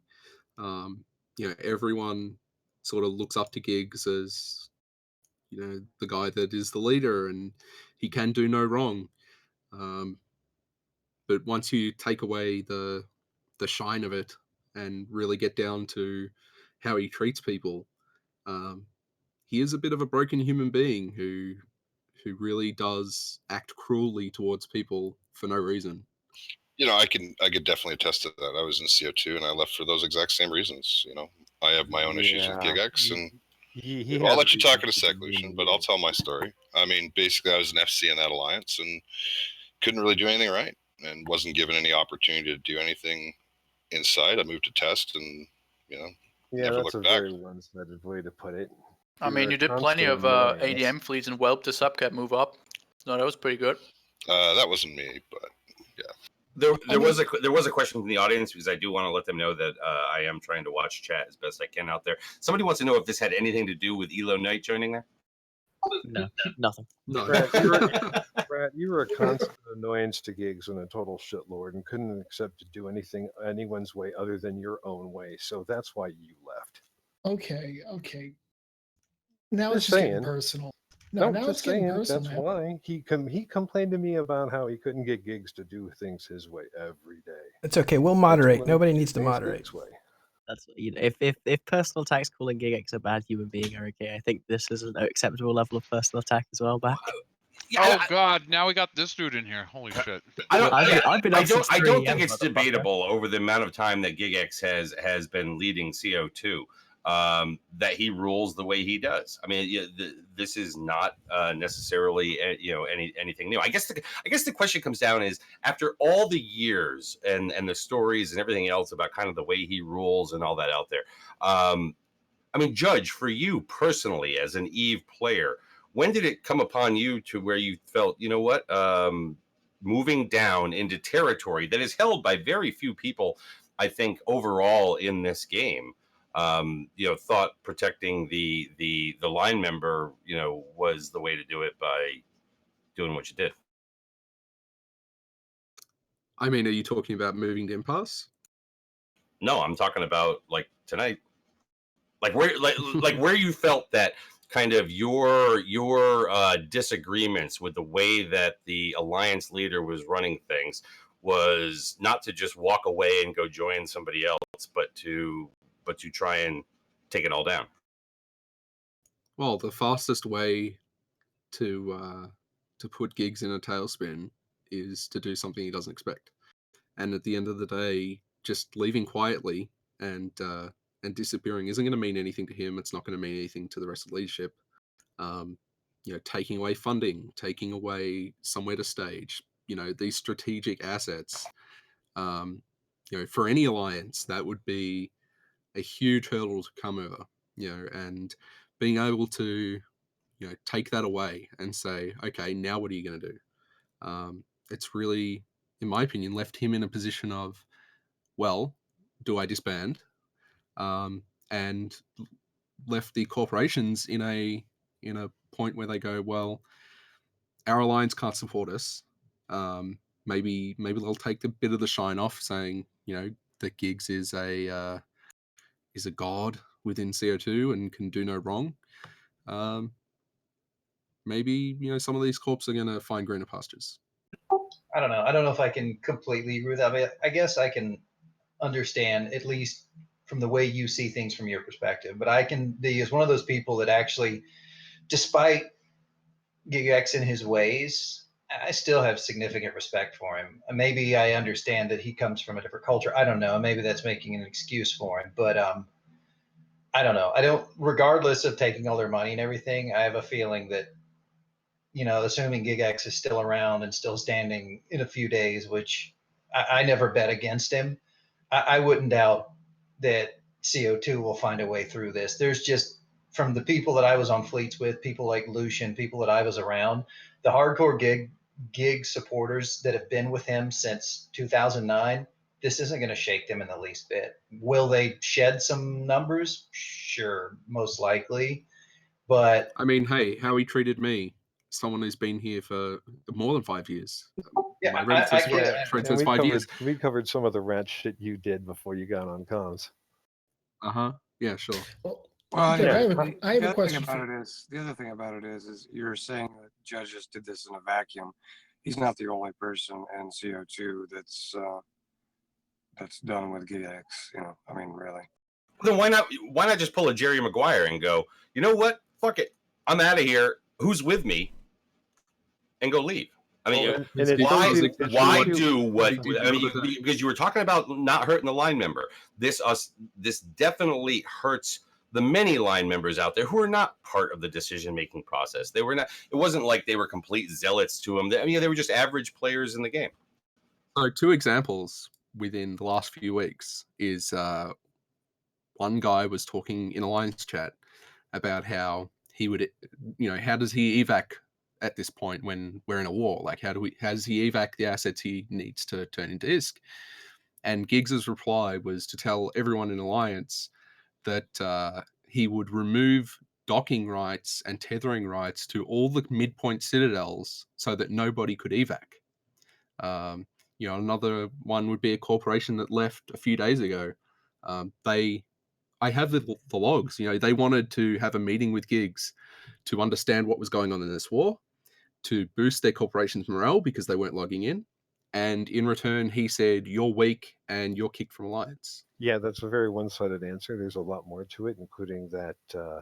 Well, no, if I start saying things about that corp, I would look come bad-mouthing them. But no, there was a whole list of things that corp was. I mean, you might as well go. You just look like you're salty and mad anyway. So no. I mean, if you're going to sit here and lie to all of us, at least I can sit here and counter that. I mean, I'm just gonna say, like, from an outside perspective, I see kill mail show up of CO2 super carriers being AWOCs, and I understand they were ratting during a CTA and everything. I think it was Sapporo Jones who said it best. You join CO2, you know the mindset, you know the culture you're getting into, and you're accepting that. Doesn't make it any less of a dick move. It doesn't make you look like any less of an unstable or bad character, but you understand what you're getting into when you get into it. And I can understand, having to work with people who might not be the most personable.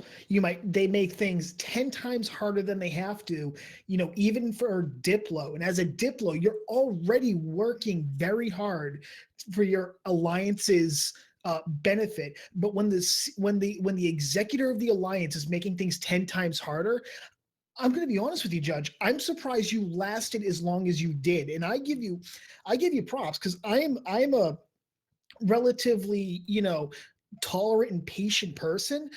At some point, I would have gone a lot faster.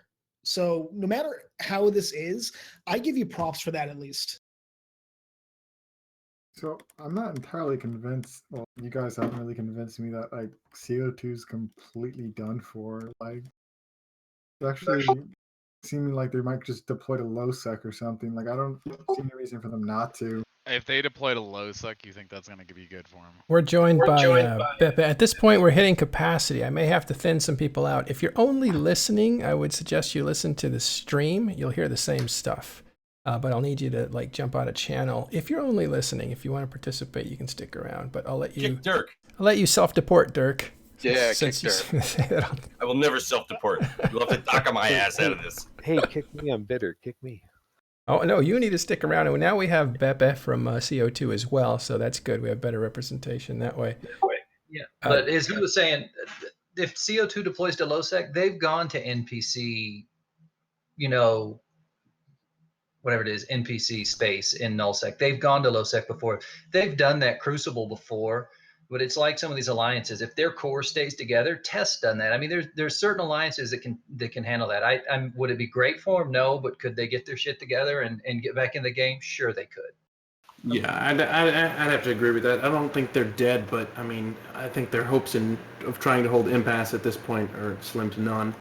But I mean, they can certainly do another 40 days or 40 years in the desert like Test did. All right. I want to say one more time, Gigx has joined us along with Beppe. And so we have Gigx, we have the Judge. We know that this is a conflict between them principally, but also CO2. And we have people from INN and also Goon Swarm and stuff. So we have a lot of different viewpoints here that we'd like to get across. Hi, Gigx, how are you? But I just want to say, if you're not somebody that just has an opinion, please step out of public channel so that we can better represent who's actually in here with information. Let's make room for Archer as well. Archer's going to hop on in a minute too, so we get this a little bit more balanced in terms of, conversation, because right now it's pretty one-sided. Yeah, and again, this is like, we're doing this live, so it's not very well structured and stuff. There are no rules, so I just leave it to all your good judgment not to get too personal about things. And let's find out what happened and how this drama unfolded. Just make sure they don't kill each other. The hurricane just moved to Cat 5, but go Gigx, please tell us your point. Gigx been wanting to get you on here a long time. Let's get Gigx because he's the newest one with that side. Newest one, and finally I came to some of your shows and talking publicly. So yeah, I'm Gigx, Alliance CEO from Circle of Two Alliance. I didn't die even after this. So hello everyone. Hey, Gigx, Well, always he's just going to threaten to kill other people. been trying to get you on the show for a long time, and I'm so happy just to hear your voice. Your English is perfect. I don't know what you're worried about. Yeah, well, usually, I don't know. Some say it's nice, some saying it's bad typing. Well, I don't know. But, well, let's talk, Yeah. finally. Yeah. I think it's time to open some cards for many people that are watching this and following this. So, let's see. Hello. Patrick, Gigx was just telling us from his point of view what's been going on. I am going to have to remove some people from channel. I apologize. Please listen to the stream, and I'll go ahead and do that while we talk. Gigx? I literally woke up 5 minutes ago and Kill yelled me, come on stream, so here I am. All right, good. Well, welcome. We have Gigx, we have the Judge, we have Lucian James, we have Killer B, Horrendous, and just a whole bunch of people from all different sides in the same room. We're talking about the dramatic events that just unfolded earlier tonight. So that's what's going on. And Gigx was just starting to talk. No, well, I don't want to talk. I mean, I'm preparing still for Alliance meeting today, so I'll just answer questions. Sure. If Can manage to understand them. I just have one question for you, and that is, how did you find out about this, and what was it like? Well, I was sleeping, and well, since it was 5 a.m., I got a mobile phone from my guys from Belgrade, and they told me that Judge is transferring some citadels. So I saw the first SMS, then I saw the phone call, and then I wake up, went and looking what's going on, and well, started removing roles, but basically, obviously, it was too late. I mean, well, the people, well, I don't know how to call people like that, but well, they are usually doing that when people are sleeping, the main time zone is sleeping, so yeah. Well, I can say that I didn't expect, but I mean, I didn't expect all of this, but well, it was obviously, but I didn't realize that well, he already sold our capital fleet.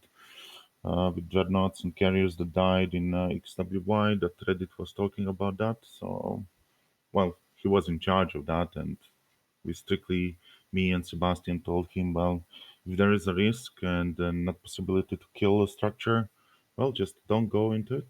And well, he always knew what he's doing. I had a question for you, Gigx. Is there any chance that you guys will deploy down to LoSec, or more specifically like Black Rise, and just to rally your members and get your shit together there? I mean, like I said, and I was talking on many alliance meetings. I mean, the wars are good for alliances that focusing to play a PvP game.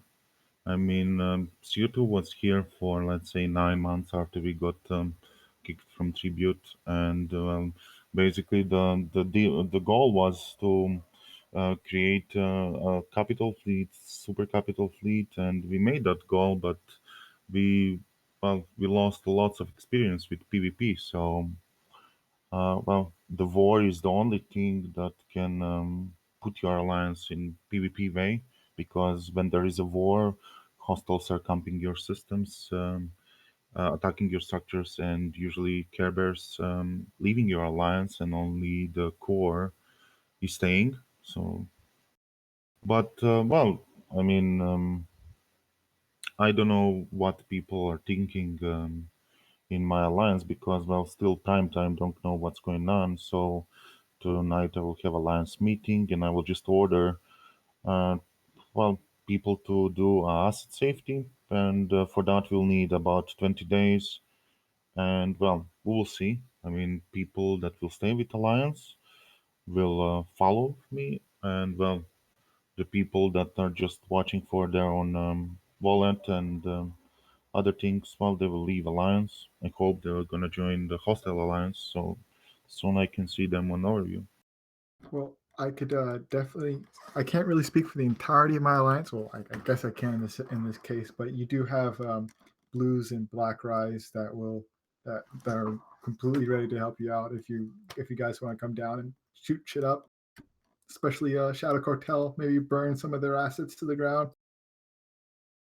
Well, CO2. I mean, well, I don't know from what alliance are you, but Siege Green.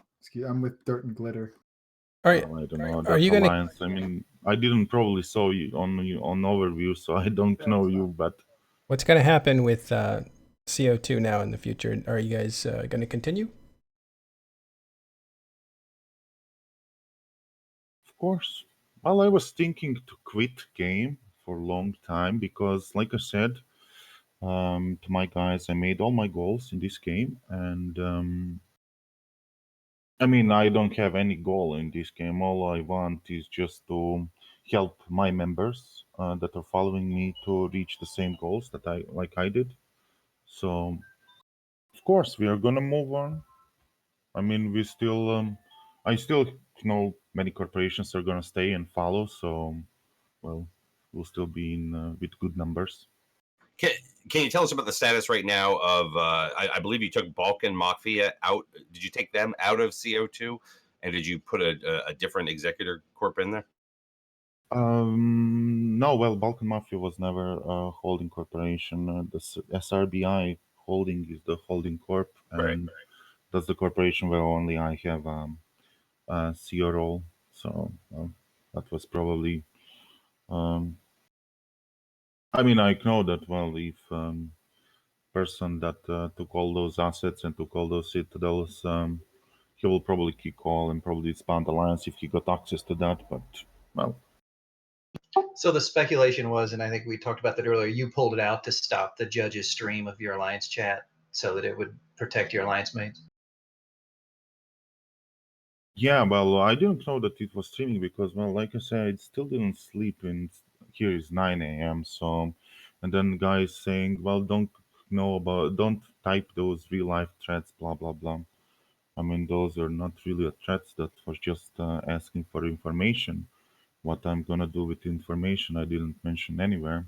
So, Do you feel as though maybe you shouldn't have said that, especially in a stream or just at all, given the don't know. possibility that CCC well, We don't know if he knows that he was well, being guys, streamed.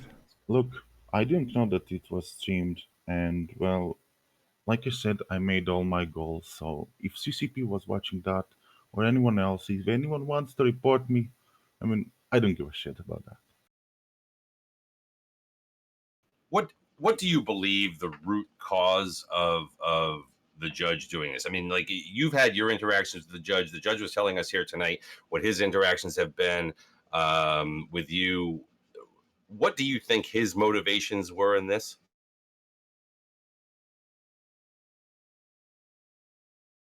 Oh, well, I don't know how to call that. I mean, the guy is representing the players of this game and the CCP. So, well, the situation what we have at the moment in Eve and how this game is going, he's just representing that now. The game is shit, and well.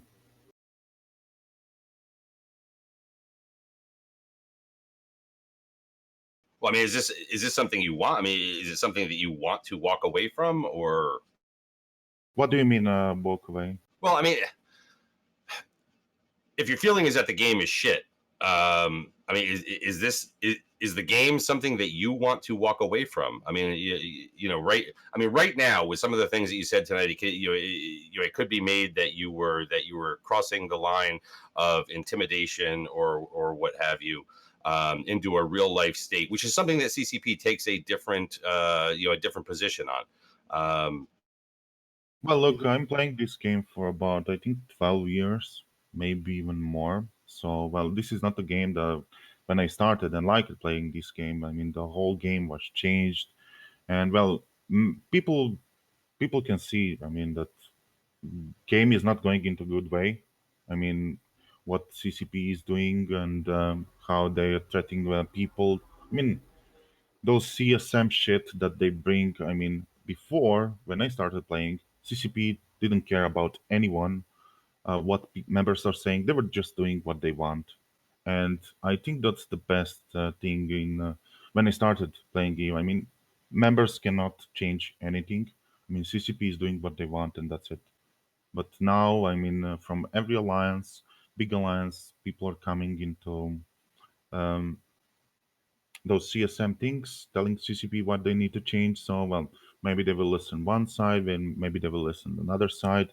And well, at the end, when they put a patch or something like that, I mean, there is at least 60% of people that's not going to be happy about that. People are out there asking me to not be a news anchor right now, and all of a sudden I'm looking at it going, holy shit, we got 1,700 people watching this. I'm getting a little more serious than normal. So Yeah. And you know what, honestly, this may be one of the only times that we get all of these voices into one channel out there for people to be able to hear. So if we can ask some questions that actually make some sense, well, I want to ask try and get this out there. It's all part of Eve history in a way. So what we've got going down now is one of those things that doesn't happen all that often in what I'll call consequential alliances. Yeah, here's a couple more questions. This is for Gigx again. Then maybe we can open it up to other people talking too. But Gigx is a very special guest. It's very rare to have him on a show. One is, how have you been? How have your guys been talking to you about this? And do you get a sense of how many people are sticking with you? And two is, are you going to move closer to Triumvirate to kind of re-stabilize and recoup that sort of thing? Well, since asset safety, I already checked. CO2 will be without special things for next 20 days, thanks to asset safety. So basically, 20 days, we are not going to be able to use our capitals, super capitals, and well, most of our doctrines because they're locked at the moment. And I also, since all this happened, I also need to see and figure the other way for reimbursing all those dreads that uh, that person lost who betrayed our alliance, and after that stole all those assets for replacing. But well, okay. I mean, like I said, I'm not collecting GISC for myself. I'm collecting for my members. So all those reimbursement and other things will be sorted, and well, this alliance will go on. But at the moment, we are basically locked for the next 20 days. There is a question that was handed to me. It was actually handed to me from somebody within the INN staff, and they want to know: were you concerned about the potential for any kind of backstab following what happened during the Casino War, World War B? Was it something that within your leadership structure you were worried about after all that? Well, basically now I'm alone. I mean, all that casino war and other things. I mean, all person that were participating in all those deals against goons. I mean, there was a three guys on top that were sorting all those deals. I mean, you all know that I'm not guy who is talking and doing diplomacy because I'm really bad at that. But there was two guys. One is in this channel who is not anymore in this alliance, and there was a Da Vinci guy who was also diplomat. So those two guys were sorting all those things with other alliances about the casino war, and well, after we got nickname backstabbers, but Da Vinci already got kicked, and I also now removed the other person. So well, now basically I will just focus on leading alliance by myself, and well, not having some diplomat idiots in my alliance that will talk. You're not very good at picking diplomats, are you? Because I think you had Seraph on as a diplomat too. I think. I don't know if that's actually true. But I do want to kind of flip that question over to Judge, because I brought up the whole Casino War, World War B, and at that time, do you still believe the goons were bad to CO2? And if so, why would you kind of do it the way you did it and kind of make goons sort of a beneficiary of this? So being under goons is one of the worst things. It's not necessarily being in goons, but being an ally of goons and having to follow their beat whenever you want to go the opposite way. That's something that wasn't great. Particular people within goons made the same kind of threats. They threatened to kick everyone out, and we're gonna we.dot you into our alliance and that kind of thing. But doing this, I mean, there were people who were willing to step up, and they did. So it's pretty much that simple. Well, I think, I need to say something about this. I mean, I didn't have anything against guns. I mean, guns are guns. They're gonna stay guns and be like they are now in game and like other alliance. But the things I didn't like is all that disrespect after the war. I mean, everyone saw, even from hostiles, what CO2 was doing for Imperium coalition during the war. I mean, every time CO2 was bringing Macarial fleet, and everyone knows about my self-destructing the entire Macarial fleet, but no one mentioned why I'm self-destruct fleet. I mean, the thing was, there was a goon fleet and other allies flying hurricanes to defend their space, but CO2 was coming with with Macarials to defend their space.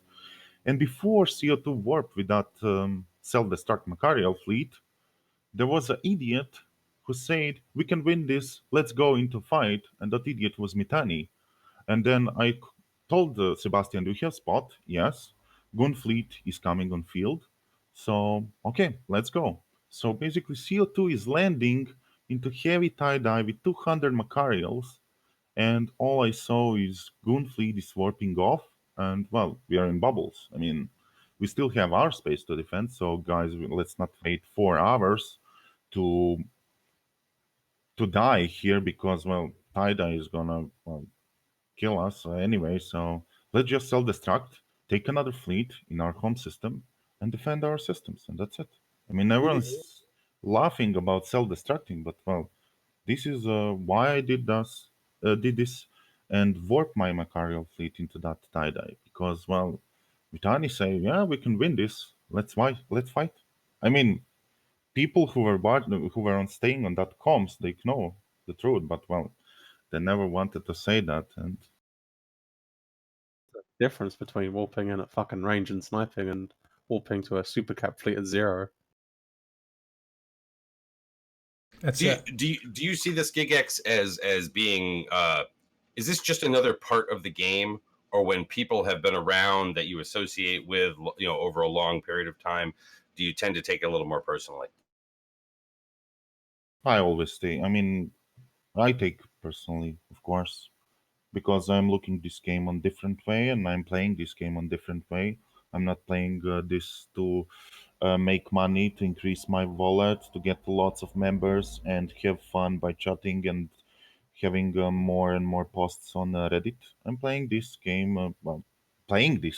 not talking around like diplomats, not writing and making propaganda things like others. I mean, I'm in game. I mean, everyone can see I'm leading my fleets. How I'm leading, well, that's my way of leading. I mean, helping. I don't care. I mean, it's fun. I mean, it's still fun. Fun for my alliance, fun for me, fun for hostiles. Content, basically. Not that every alliance is doing here. Well, I don't think that CO2 is still considered formidable. It has up until this point. Who knows what happens next? But up until this point, you were not considered a joke. And if you're constantly whelping fleets, you would be at some point considered a joke. So you must have had something going for you.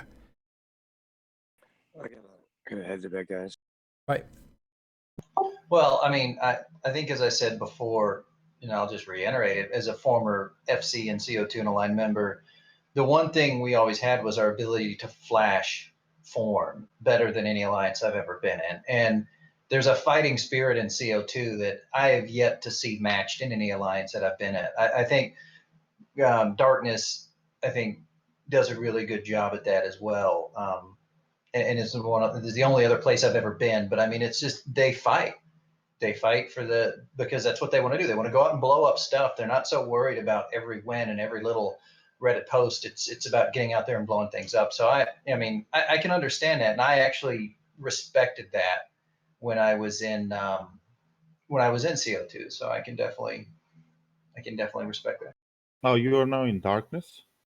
Yeah, I'm in darkness. Traitor. Well, I want to. No, I'm not calling the traitor. I mean, well, Sorry, all I I was want to say that, well, you're in darkness, but you always have someone above you that can tell you what you need to do and when you need to stop. But there is no one above CO2, so we are doing what we want. Yeah, no, I don't disagree with that. I mean, one of the reasons I came to darkness was because, you know, like Gigx, I think Sword is a strong leader, and it's one of the reasons I came behind it, because he'll set his own path regardless of whether it's bucking what a lot of people see is what he should do. And so I respect that, and that's why I unlike others, I don't think CO2 is in any danger of collapsing, and because my son still has all those vigilance you gave him and is still flying him around to this day. I tell that story because that was told before we went on air. What happened there? So back during in World War B, or for the INN guys, Casino War, my son drew a. Thank you. Yeah, he drew a. It was just what you would expect a 12-year-old with a sheet of book paper to draw for some propaganda, and I'll try to find it and link it here in a minute. But anyways, it was just funny. In one corner, it had the CO2 head on it, and it said "Gigx will kill you." And in the other side, it had a little Titan, and it said something like "Goons ran away because PL took away all their Titans." And then it had the test Dino roaring, and then it had all the NBC, and then something had a pile of poop, and Razor was underneath it, and said, "Look, we found Razor." I mean, it was just all the memes, and I was impressed that my son had picked up on that. And he did that listening to Southern Comfort Comms. He just picked up on all the different little sayings. And so Gigx actually contacted me, and they turned his logo into their forums logo. My son really liked that. And then he's like, what's his favorite ship? And he contracted him a bunch of vigilance and some assault frigates and stuff like that, and said he's got an open invitation to join, you know, my corp if he wants. And I mean, to me, it was actually kind of cool. I mean, you don't get a lot of people that'll go out of their way and do stuff like that. So it was a neat thing. And my son he named all his vigilance Gigx, and he still flies around with them. Can we ask some more questions about the actual situation? But no offense to you and your story, but no, I want to hear that. Well, I think I want to hear that. Matterall, I know, wants to have a moment of being able to humanize Gigx after, you know, after some of what the judge said earlier. So, I mean, you know, this is just part of trying to humanize. I'm on Matterall's side, absolutely. We're an all-sides kind of station here. I agree. Gigx has been on the opposite side of the battlefield for most of my EVE career, but nobody can say he doesn't lead from the front and with the biggest pair of balls out there. Well, like the dude steps up every single time. My main question was for Judge, if I could ask him something. All right, let's move on. Go ahead. Judge, you said earlier it's better to be in goons than under the goons, but the big question is why did you sell the Keepstar to goons or sell out to goons? Are they the only ones who were willing to go along with this, or did you just choose them? They made you know, a good offer, and were willing to, you know, take the Keepstar for a certain price under the pretenses that it, you know, some would go to people who needed it, and for the children, you know, I was on board with that. You didn't exactly shop it around, though. I mean, this is a charity. Yeah, how do you shop someone or shop a Keepstar around?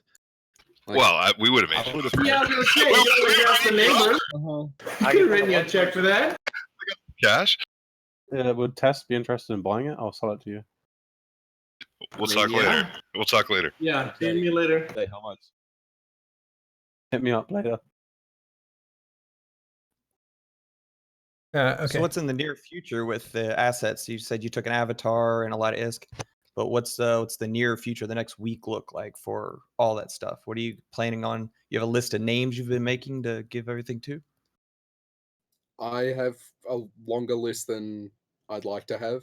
A lot of it's just people that have already left, people that had stuff stuck and had to fire sale it, stuff like that. I get pokes with that kind of stuff all the time. Those are at the top of the list, obviously. Anyone that leaves from this point on and is getting screwed, then they're on the list as well. They just need to send me an in-game mail. Now, would you be willing to make this ledger public? To kind of like show that you are like doing this. I don't see why not. We need to ensure that our spies are on there. I mean, how are you doing this reimbursement thing? Because like, how are you gonna stop someone from leaving CO2, sending you a mail, and then like rejoining CO2? Because I'm sure there'll be a bunch of people doing that. Yeah, well, when you've been in CO2 this long, you know the people that are going to do that. So you know every single line member in CO2 then by No, name but I know or- which corporations are trustworthy and aren't trustworthy. I guess you do it by corporation then. Essentially, he's going to do it by who he trusts. So it may not be everybody, but it'll be people that he thinks are legit, I guess. Well, like I said earlier, he wasn't, doing this in a vacuum. There's quite a few CEOs who aren't thrilled. I mean, well, he already prepared all that. I mean, maybe you can just sell all that disk that you took and just buy a new house so you can have a place to live and play a game finally, and not just showing in game 1 per month. So I'm pretty much sure you don't know anyone from CO2 and how CO2 is working, except on paper. Gigx, let me ask you, based on what the judge wrote in his thing out there. He said that you gave him a hard time basically for the fact that he was on the CSM and you didn't agree with what what CCP was doing with the game, and were taking it out on him. I mean, well, I didn't know what CCP is doing. I mean, everything what I was asking him was can't tell you, and that's it. I mean, that's a good thing to hear from CSM member that he cannot tell information what CCP is planning to do and other things. But I'm pretty much sure that other alliances that have CSM members are not doing the same. They basically have all information. So we always wait to see. I mean, I'm not even trusting when I see what CCP is typing on the patch notes. I mean, I'm basically waiting to see patch to come, and then we will see what they screw up or what they fixed. Let me get that straight. So you were asking Judge what's going on with CSM, and he wasn't telling you, and is that what you're saying? Exactly, yeah. But you think that other CSM members for their groups tell them what's going on? 100% sure, yeah. Yeah, that was a question I was going to ask, is whether or not, he had ever leaked, and are you going to tell CCP about it? But it sounds like that did not happen. And yeah, that doesn't surprise me at all. That's what I would assume, is that most people, most CSM candidates leak to their alliance leadership. Well, until today, he was considered a pretty stand-up guy. Right. Well, that's hilarious. I I wish I could tell you how many times that I pissed off someone because it's like I can't tell you anything. Sorry. Well, we'd sit around while in Iceland, Sullen, and talk about all the times and the different things that we were asked. Oh yeah, it's great. Let me sort of throw this out there to the non-Gigx, non-judge people that are kind of in the room, and please don't everybody shout all over to answer this. But if there is somebody out there who feels as though they're doing something like this for a right reason, but goes ahead and does something like that, are they ever in the long term seen as the good guy? You're a piece of shit. The judge is a fucking goon hero. I mean, K for J. It's a narrative thing, Dirk. It's like everything in EVE, it's a narrative thing, right? Like for goons, this is a great moment. For people that are more CO2 affiliated, this is not such a great moment. Then there's people that value personal honor a lot. Those people are probably going to hate the judge forever or distrust him or whatever. I mean, hate is a very strong word. I guess it's all about personal. I mean, you can like the outcome, but do you respect the move by the person?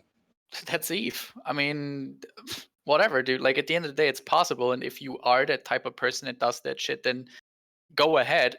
It's just something that I would never do, that some other people would never do. But I don't necessarily say I can't understand him doing it. I personally couldn't do it. That's I guess what I'm trying to say, right? I do want to make a comment that the chat is lighting up Goon Hero. So, there you go, man. You and Agraroth. I believe there was a Eve News 24 article written on this subject or something I read a while ago, but basically it said something along the lines of it depends on how much you're willing to, well, it depends on how much you think your reputation is worth at the end of it. I mean, guys, I'm looking that always also through the real life thing. I mean, and maybe that's my mistake, but well, I'm looking that if people are able to do that to members that are flying for 5 years, for 10 years, they're able to do the same thing in real life. So I mean, how those people can expect some kind of respect for doing that? I mean, well, looking on goons, that's nothing strange. I mean, if they're doing that in this game, I mean, of course they're doing that in real life. Well, I mean, let's be fair, because okay, I mean, there are some things I'm that sorry, there are some Gigx, things how- that are what kind was of your taken follow-up out again? to.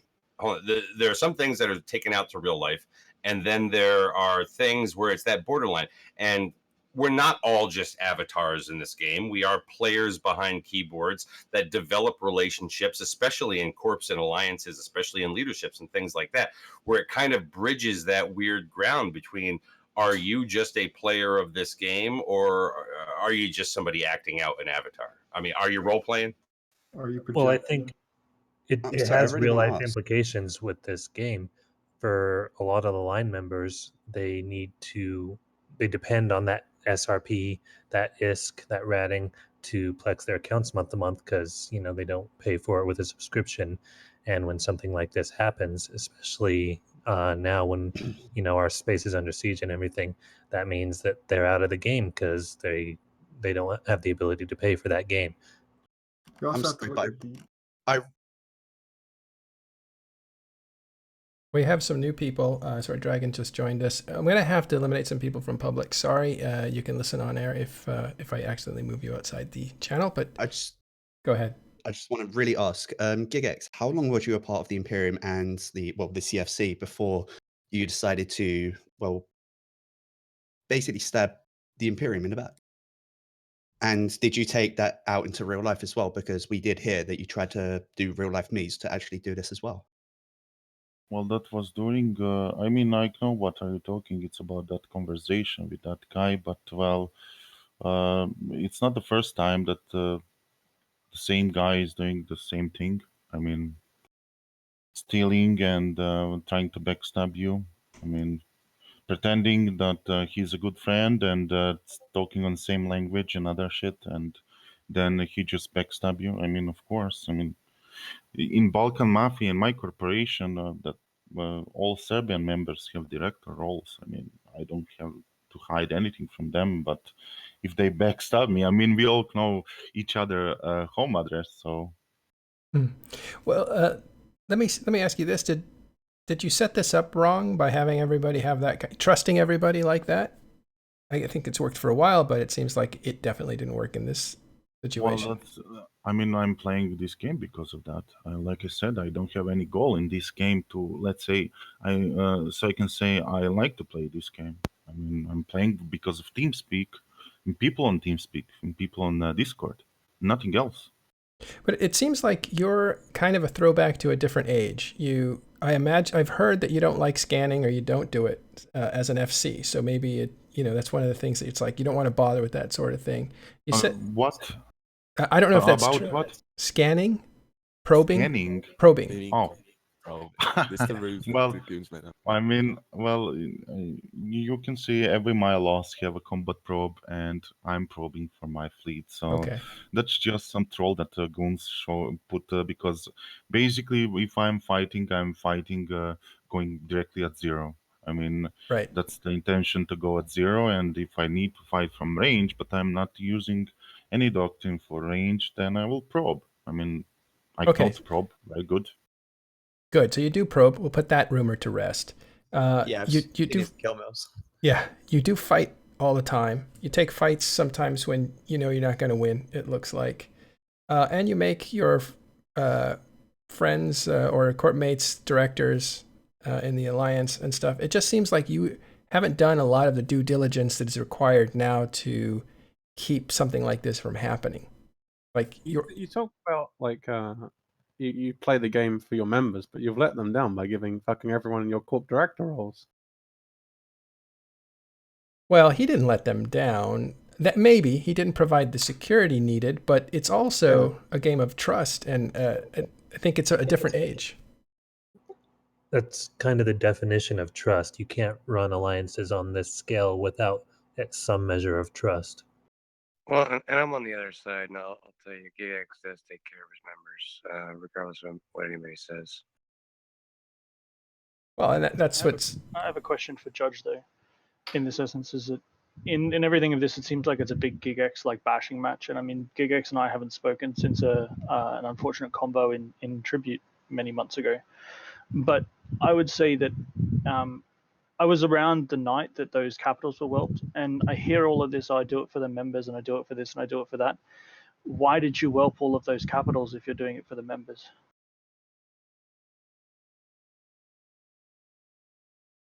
That was a question for who? Judge.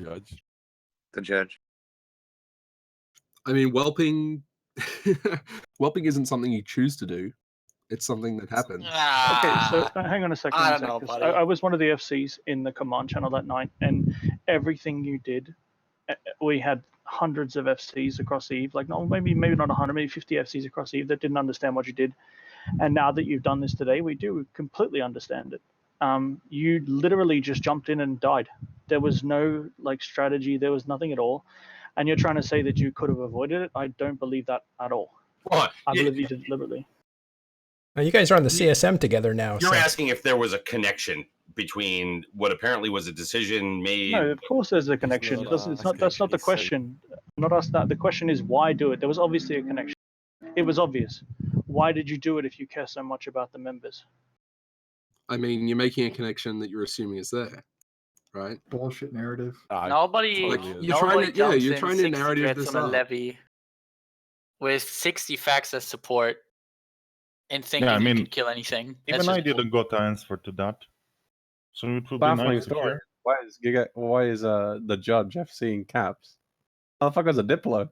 I mean, yeah, mean, well, okay. all I hear, I was planning to stay, but I will probably play and after 2 hours go at work.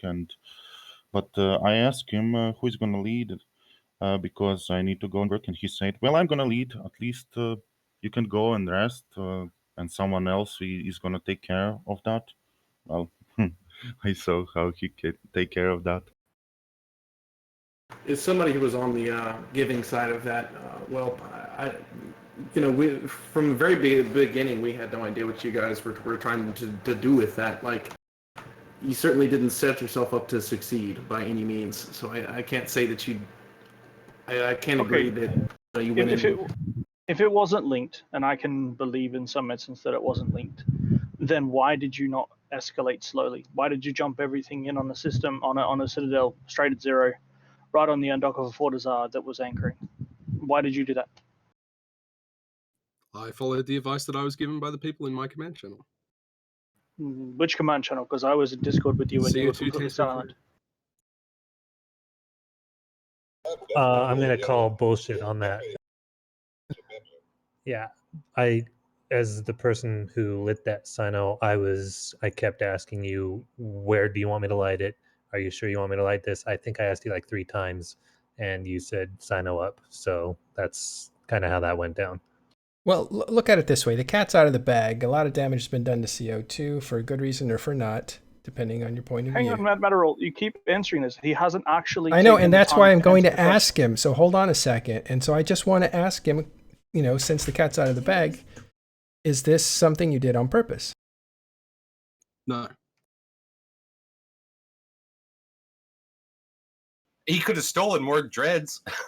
Yeah, I mean, if he didn't, well, he might have got out with more money. So I mean, he did all Jed's parts that were prepared for SRPing all that capital fleet. He took that away.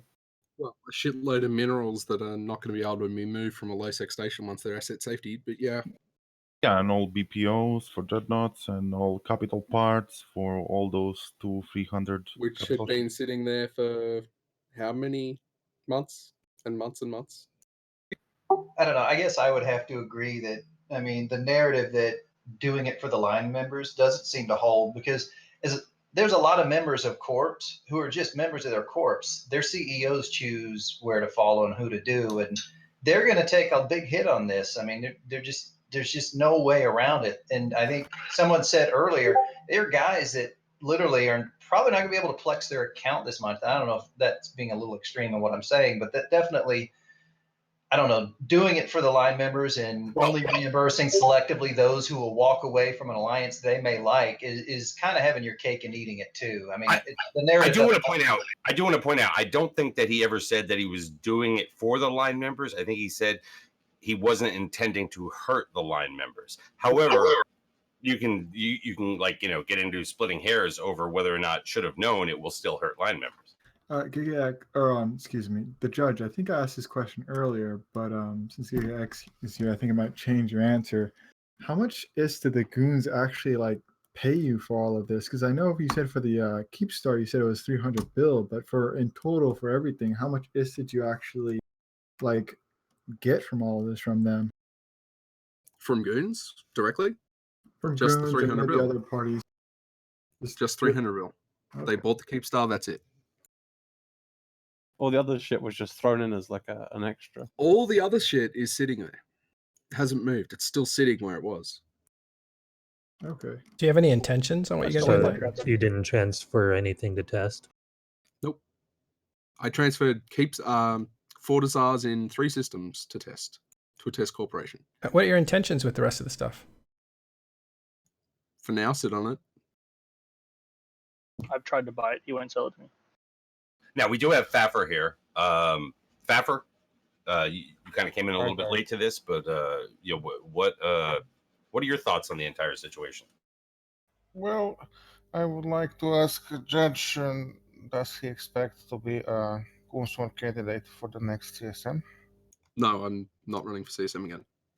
By the way, was there any truth that you biomassed your character? I would like to ask also Gigx, does he think it's possible to play Eve without diplomacy and all this management stuff nowadays? Well, you see what diplomacy did to CO2 Alliance. At Yeah, the end, but it's a part of the game now, right? You cannot be on the level if you don't have all these dimensions.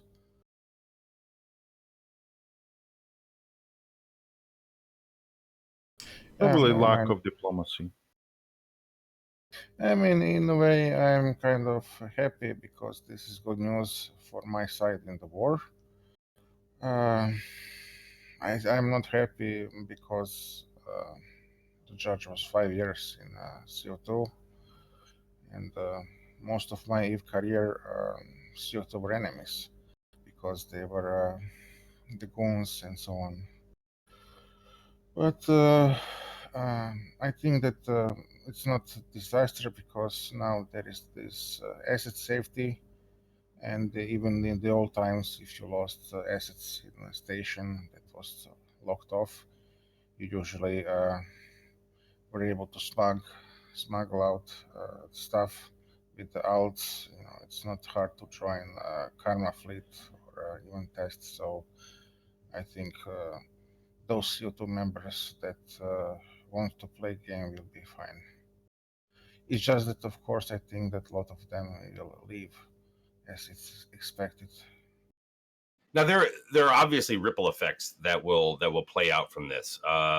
Hey, Captain Patrick Archer, what is it that Try is planning on doing over this? Like, when are you guys moving or whatever? I woke up 30 minutes ago and I haven't talked to anyone. So until now, we were basically winning the fights that we were taking. So until that changes, we'll see what we're going to.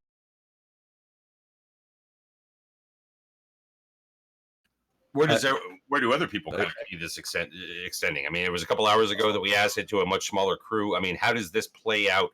Do we see a kind of change in alignments out there that may bring on more of a war in the future than might have come from just this Southern War? I think that Judge pressed delete on a pretty good war here. I don't think, I don't know. We'll see you two out. I'm pretty sure they'll focus on us, and that point is done, right? So, Captain Patrick, do you have plans what to do now? Will you Yeah, we're stay gonna and invade fight the third or will reach. you evacuate? Yeah, I mean, it's insignificant, really. You can still probably sell Well, the the, assets. the pings from you guys are not true. We're not evacing. This is not like I literally woke up 30 minutes ago, so there's no way I could announce that, and we're not doing that anyway. So we're gonna Yeah. stay and fight as we announced. Like if we lose our space, we'll still fight. So, Let's talk about the significance of this and why are we talking to Triumvirate here? Explain why it's important. Triumvirate is a part of a coalition, unnamed coalition with CO2, and now they lost a significant number of people with CO2 being out of the fight, and therefore they have to adapt their strategy. That's why it is significant. Yeah. Well, the question for Gigx is, the judge said earlier that he kind of laughed about stealing all the money, that there was plenty of money still there in the holding corp. It's not that much of a stretch for Gigx to move to a tri area and put ships in there for his people for the next 20 days until they can recuperate. Is No, at the Gigx, can moment, you recover? At the moment, no. We basically need to wait for asset safety. Every member have to pay like 15% on each of their like ships as well to do that. yeah, I it's know definitely Doom would be pissed off at me if I didn't ask Judge this. Why didn't you give the V-3 keeps Fortizar to Doom's Corp? That was to the judge. Sorry, I just heard that was to the judge. I was AFK. Why didn't you give the Fortizar and V-3 to Doom's Corp before you left? Because he asked. Well, I can answer. He didn't got time to go there and transfer that citadel on himself because he got. No, I had time to get to all of the other ones. So Could have yeah, gone there well, first if I really wanted to. It will probably be transferred. What's the significance of that question, Sort? Yeah, really. Well, the 36N transfer was basically the response to Goon invasion on CO2 iHubs after Willy went to talk with Mitani, so that was my response. So, well, we'll see. CO2 still have 40 ZARs, so we'll see what hostiles are gonna do and how we're gonna respond and who is gonna get those 40 ZARs. I would encourage all test members to move to the 36N Citadel because, you know, for reasons. Not that I'm going to like camp you or something like that or kill you. Continue on. So right now, I've been asked, Judge, how much you selling a Revelation BPO for? The non-existent one that I don't have. Yeah. Let's ask serious questions. We got all these people. We're running out of time because people are getting tired. So let's. I wanted to ask, or let's actually do an update. Somebody want to summarize the events that have happened for people that have just joined us? No. Okay. right ahead. Judge, now what was this? Or Sort Dragon or Judge? What's the significance of them asking you why you didn't sell it to Test instead? Would that be a military significance? What do you mean the Keepstar? Itself? Yeah. Purely because how do you keep something like that under wraps if you're shopping around? Okay, so the question is again. You were a Diplo. You knew who to talk to. This has the same thing to do with Dreads, though, right? If you're doing it like you're sick of the oppression of Gigx, and you know that the people in Test don't like Gigx, why didn't you just give the Keepstar to Test? Test would have let the good corpse out and kept Gigx locked in. Why did you have to sell it to Goons? I'm sure Test would have paid. And well, I mean, why not Goons? Why not Goons? That's the question. Because your whole narrative about this, your whole narrative around this is that Gigx, he's a horrible leader, and instead you're dragging Gigx and his members down together, whereas you could just hurt Gigx himself. I mean, you've heard him here the whole time. You know, he's doing this for the people that follow him. That's how you heard him. Yes, but I'm talking about why you did your situation. You said you're doing this because you don't like how he led his people, yet you're hurting his people the same as he No, is. I'm doing this Nothing. because I didn't like how he treated me. What I'm willing to do is help out people that have left. That's Well, I still didn't threaten you. I mean, deal with you. So we didn't even talk. There is a you time. didn't. Time will come when we in will front of talk. 1,200 people, ask for my docs and make threats. I mean, don't take that shit seriously. Yeah, well, honestly. before that, Give a shit. before that though, is, I mean, you had already made your decision by then. You said you were mistreated before, let's say the summit where you made the deal with Aerith. I mean, it's talking about years, right? Right. About small things piling up over years. This is Okay, like so you're- second. This is like second derivative oppressed, because I'm like not gonna first CO2 was that oppressed Giggs by never did anything goons, good. and now you were oppressed by Gigx. I mean, I understand this for a second, but for a second here, do you believe then because you gave it to goons that there are no good people left inside CO2? Do you believe that everyone that stayed is a horrible person? No, I think that there are definitely good people left in CO2, and maybe Then they'll why see the didn't light. you sell it to Test or the DRF, who would have let those good people out? Because they wouldn't have just let those people out; they would have let everyone out. That's So the whole Test point. would have let Gigx out of the Keepstar. Is that what you're saying? I mean, you're going to trap one person, right? Well, his corp or all the people that they It's a dislike. strategic asset. Okay, so I see Like, what's. I don't get what narrative you're trying to spin here. So I see what's. It's not a narrative. You are saying that there are no people inside there that you actually care about. You only care about the people that left. And now you're saying that there are people you care about. You could have given the Keepstar to someone that would have made agreements for only the good corps, the people that you could have made an agreement and said these particular corps are allowed out. So, yeah, and I trust people to follow that, right? So the idea is that you gave. As much as I trust anyone in Eve. So the idea here is that instead of giving it to Test, where the people of CO2 may have been able to get out, you gave it to goons, and goons are the ones that have put the bubbles around and are basically camping in CO2. And this is significant because I mean, you can point out the test fleet too that is sitting here, sitting and camping in. But had you They sold were it the to first Test, people here. okay, He was camping you in with T1 haulers. Okay, there's no, a hang little on, bit of hang on. difference. But had you sold it to Test, would goons still have showed up with the fleet? Fuck yes. Well, and there's a grudge between goons and CO2 for those that don't I mean, know. you've got goons and test here, so goons are saying fuck yes. Are you at war with CO2 or CO2's leadership? That's the question. I would say CO2's leadership.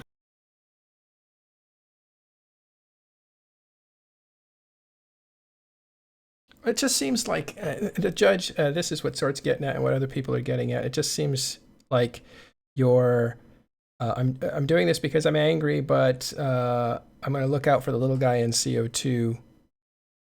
Seems like it's a little disingenuous. Because he doesn't want the entire community to shit on him. That's why he says it. I mean, like Sort tried to point towards it in a very literal way or whatever, but the TLDR is that, the judge, I think if you want to pull something off like this, just say it as it is. You wanted to fuck over CO2, and that's what you did.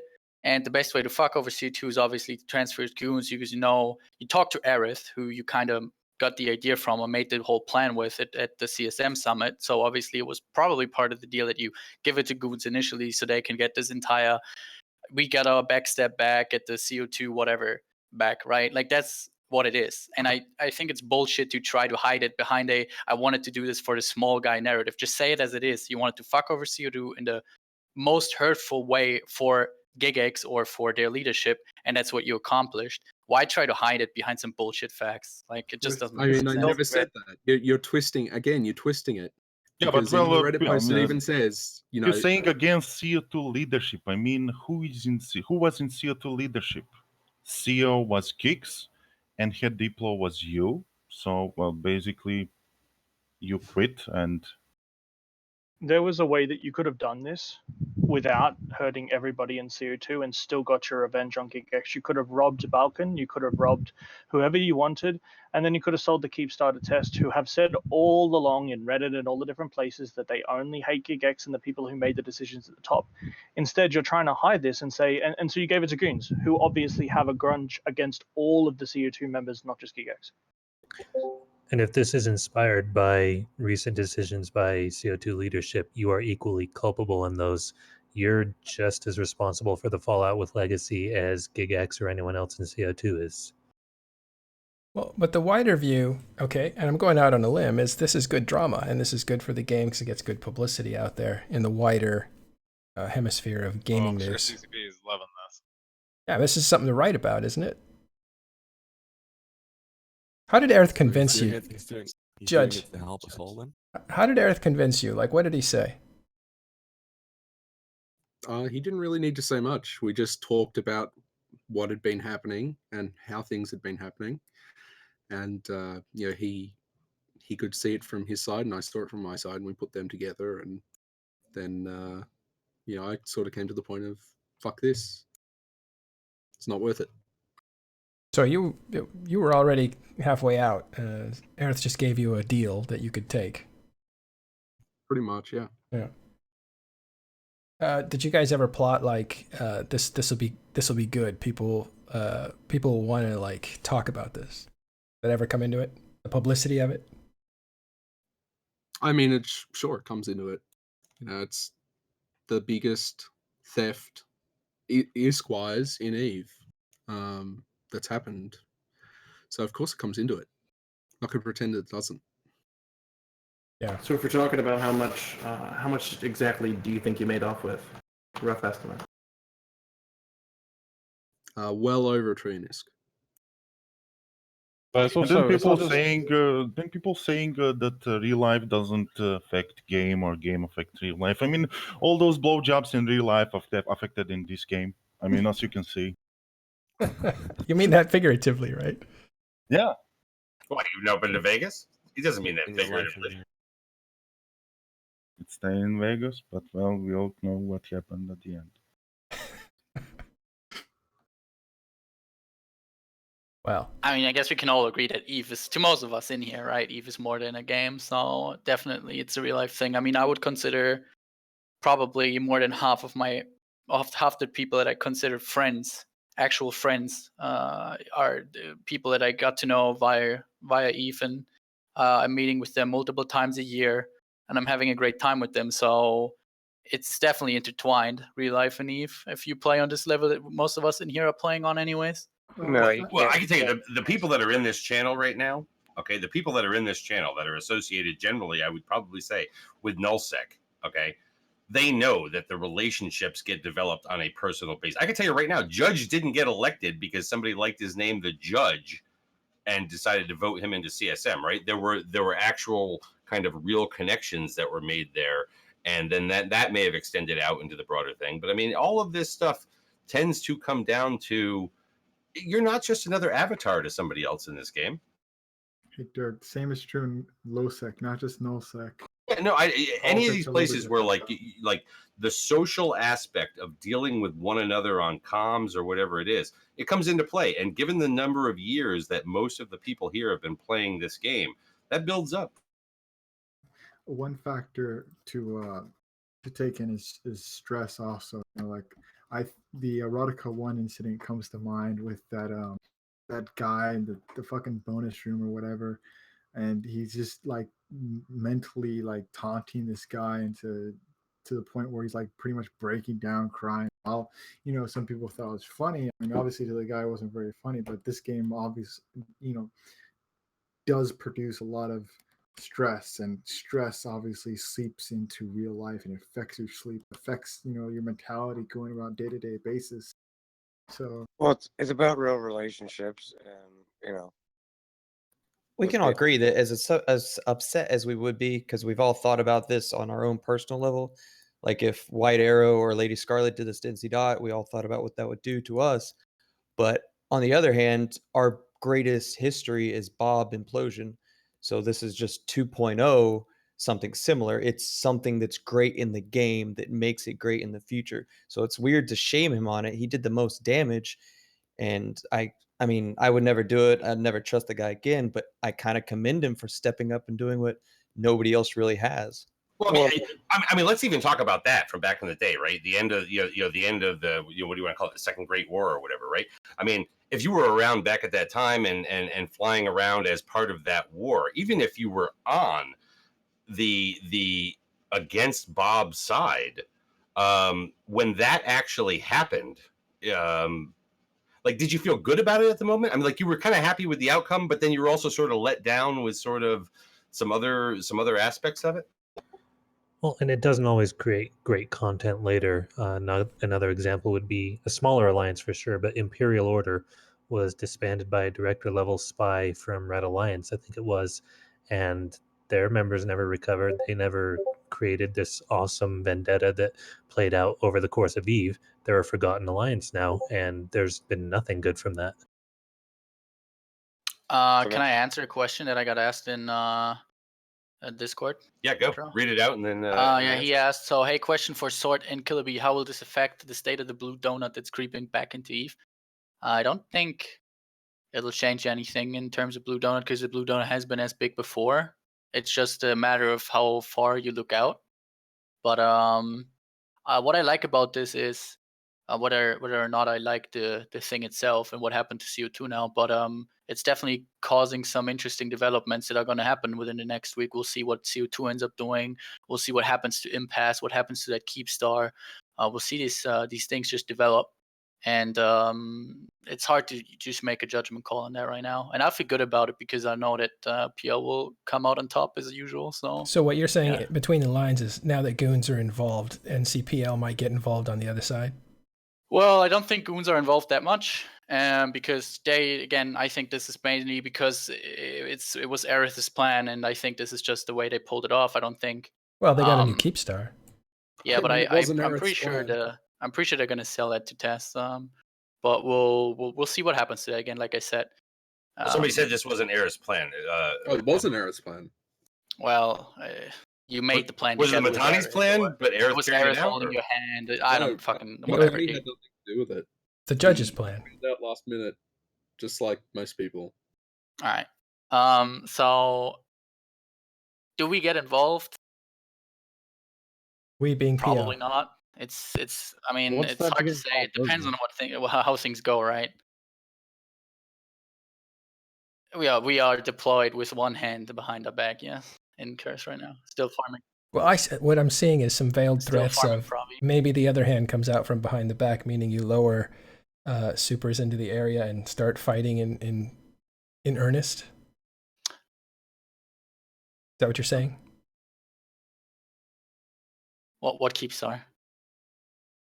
No, not Keepstar. Your capitals. Oh, yeah. That's definitely true, right? Like we need our supers and shit to defend the Northern Territory. So again, yeah.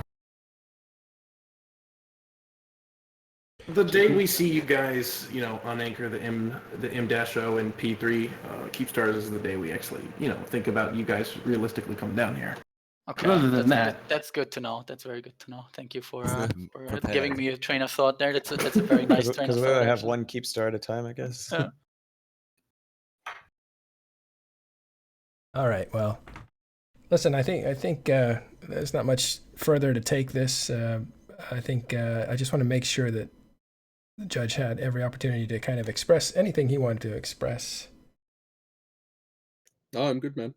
Everything I wanted to say was in that Reddit post. It's just bonus. Yeah. Somebody did ask a question out there from the audience, so I want to throw it out. Digger Walt said, "Did anyone ask Judge what his plans are now? What are your plans now, Judge?" For the immediate future, no plans. You coming to Vegas? Of course. Got to go to Vegas. Watch your So chips. So was that thing was your comment serious in the post that you're joining Goonsform, or was that a joke? The comment itself says that Aerith gave me an out and I'm taking it. Didn't actually say that I'm joining Goons. That's a really unusual non-answer for an easy question.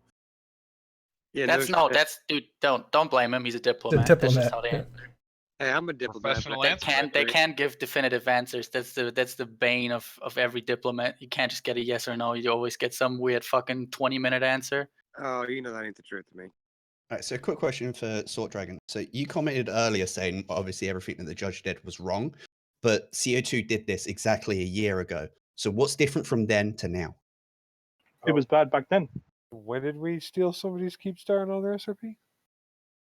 Well, you didn't exactly steal a Keepstar and SRP. You pretty much got the Imperium to defend your home system, which you lacked to defend, and then gave everyone 30 minutes of that old GTFO. narrative. No, we and then already cut covered that, tasks. and that's a pile of bullshit, gentlemen. Okay, well, I'll answer that question. It was Well, actually the question was to sort no, for no, you, no, no, Lucian. no. I'll answer the question. The fact was is that Imperium wasn't defending a CO2 home system. They were defending a capital from an Imperium member. They showed up to defend a system that was important to the whole of the North. I didn't agree with what Gigx did, but it played into exactly what we needed to do. I've never doubted that, and I've never said anything else to the contrary. Yeah, and I'm sorry, I want to circle back to one thing because someone did ask you in your AMA, where are you headed next? GSF? And your response was, that's the idea. So, I mean... Corps diplomatique. I have one question. I'm assuming, Joe, that you're from Test? Yeah, No, he's I from would be. The question, the question I have is that in all of this, Test has managed to play both sides. They've managed to play DRF with one hand on one cock and on the other hand the cock of goons. What happens to Test now? Because they basically have both sides blue, and one person has to be reset, and who's it going to be? Well, we just keep jerking everybody off. Do you want to know the reason why DSF blew Test? Is so we could camp the fucking Keepstar together. Yeah, this is temporary from the very beginning. Like, the only reason we did it is so that we can let goons have their fun and spoils of war of camping the shit out of CO2 into the Keepstar. I'm going to show up to any timers they create in Impasse. Nothing. We just care to camp the Keepstar. That's all we're going to do. All right. Also, want to make sure that Gigx. How do you say your name? It's not Gigx, is it? No, that's fine. I mean, people saying Gigx, geeks. What do you same call yourself? for me. Geeks. Gigs. Okay.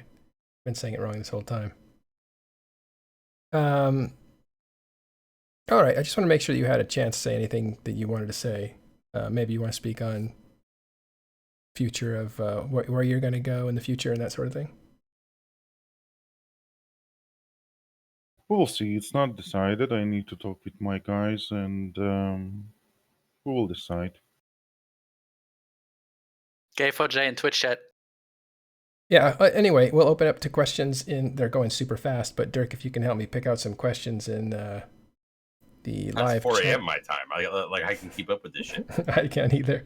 We have nearly 1,700 people watching. I hate to shut it down, so we'll just leave it open for a few more minutes for questions before we go away, and maybe we'll put a show together that has some of these guys back so that we can get up to date information at the time. That'll be this Saturday and this Friday night.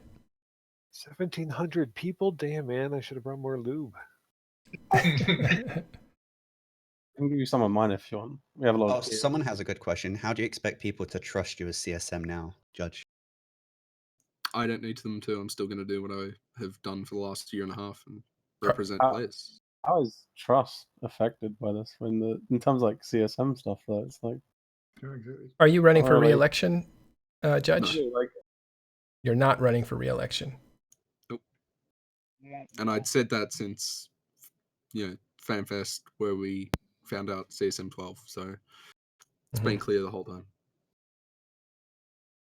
Oh,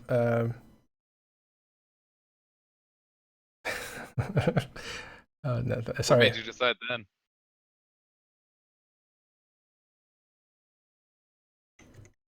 Sorry. Ask the question again. Sorry. What made you decide then? Well, the whole thing of rerunning was to follow through on what we'd worked on CSM 11, see that come to fruition, see it enter the game, from start to finish, rather than just in concept, I suppose. That's sort of coming to the point where we're starting to catch up now. So, I'm happy with that. That's enough for me. I will have done enough. It's a lot of time that you have to take out of your real life, a lot of money, etc., etc. So, I've done my part. It seems like I got. Go ahead, Nerd. Also, a little difference when you're. I got two questions for you, Judge. Well, first, is there going to be any kind of a public record of what you took, like screenshots and whatnot, just so people who report this to the news or it does blow up can actually see what got taken and it's not just rumors? I've got it recorded, so yeah, I could do that. Okay, because I know a lot of people would see. And the second question is do you think? I mean, this is probably closer to Gigx, what Gigx and Archer might think, and maybe Fafer. But will this completely kill the content up there? I mean, did you just wipe out the next 3 months worth of content? The basically only content in the game right now? Well, I assume that all of XX and FCON and maybe even Test will come out to shoot us, and we'll try and fight them for sure. But at some point, I think there'll be a bit more than we can handle. No word order for life, brother. Yeah, for Yeah. sure. It's definitely going to kill a lot of the content that could be there. It will just end sooner rather than later.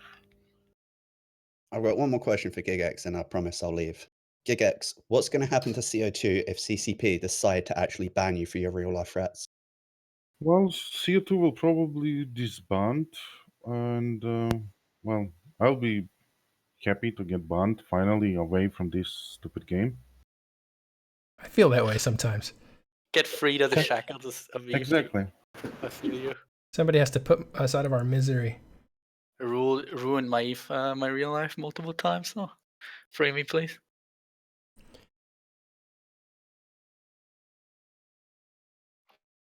Yeah. Okay. So I didn't see any questions flying by. Did you, Dirk? But I did. You know what? There were a lot of questions. I think a lot of it actually got answered, and I don't want to like actually go over stuff that we talked about. I already did, yeah. Or maybe some of these people come in. I actually think that right now we've reached the point where I think we can actually cut this off. I mean, I want to thank everybody who came on tonight. Obviously, some of the main the main antagonists and protagonists that were part of this, the main players in all of this. It was really good in this amount of time. Thank God, technology. To be able to have all of these voices on here. I think the only people we were missing tonight was like, I don't know, maybe like Aerith and or the Matani, and maybe like Pro God Legend or something like that. I mean, well, maybe we'll invite him to. Maybe Vince. Yeah, I mean, yeah. Well, Vince just wrote me. Yeah, just try to do that in European time zone. MacTep, UAX Death. I mean, we there was only a handful of people. We'll do it in European time. We do it Saturday. Good luck getting UAX Death. You can get Kara probably. Yeah. Yeah, if you're lucky. I think the shows aren't for our enjoyment. It's to give you guys an avenue to talk to a lot of people, because that's the reason that we do them, to give people information, and who's better than you guys, the original sources of this stuff, and that's what that's all about. So we'll put something together this weekend, probably for Open Comms and probably for Talking in Stations, and Meta Show will probably have some stuff too. Dude, we're gonna kickstart a book. I was gonna say, this is gonna be our book, when's bro. your book deal coming out, man? We're just gonna like take all this down, type it out, and kickstart a book. Don't underestimate how hard that is to I finish. didn't do it, but if I did, I just this like is to say how. that D&G is recruiting. All right, let me escort you from the channel now. There we go. All right. Oh my god. Thank you guys very much, especially Gigx. I know this is rare for you. Fafer, thanks for coming back. And well, yeah, I think I'm just permanently banned. Yay! Did you just get banned? Yeah. Give a shout out before I go to all my homeboys in PL. Hold on a second. Hold on. Just when we thought that, apparently, what time is it in fucking Iceland? Look, Jesus we're Christ. not quitting. We're going another few minutes now. Oh, so you just caught a ban notice, a temporary ban? What did it say? Oh, let me check. Without getting to the point where you like You can't. Don't screenshot anything. You can't read it out loud. You can only. I don't think you can say what they said. Wow, I'm gonna throw one out because this has been a really short how does turnaround. it matter if he's perma-banned? He can say whatever the fuck he wants. Well, because if he wants to appeal, it doesn't help his appeal if he wants to appeal. Yeah. Why don't we go through the list of possible bans, and he can just say yes or no? Well, I'll tell you what I know about bans from CCP is they basically say you are banned. They don't say it's permanent or temporary or anything. They just say you're banned, and there is no further communication. And it's a The matter. only time you'll find out if it's temporary or not is if your account's been hacked. They preemptively ban hacked accounts so that they can't be drained of SP now. So that's the only time you'll know. Maybe Gigx's account was was hijacked, and it was somebody else. In There. Oh, there you go. Well, rest in peace. Always a pleasure working with you. I reckon you should try appealing if you can. Maybe see if you can figure something out. But yeah, even though we're on the opposite side, this is actually kind of sad.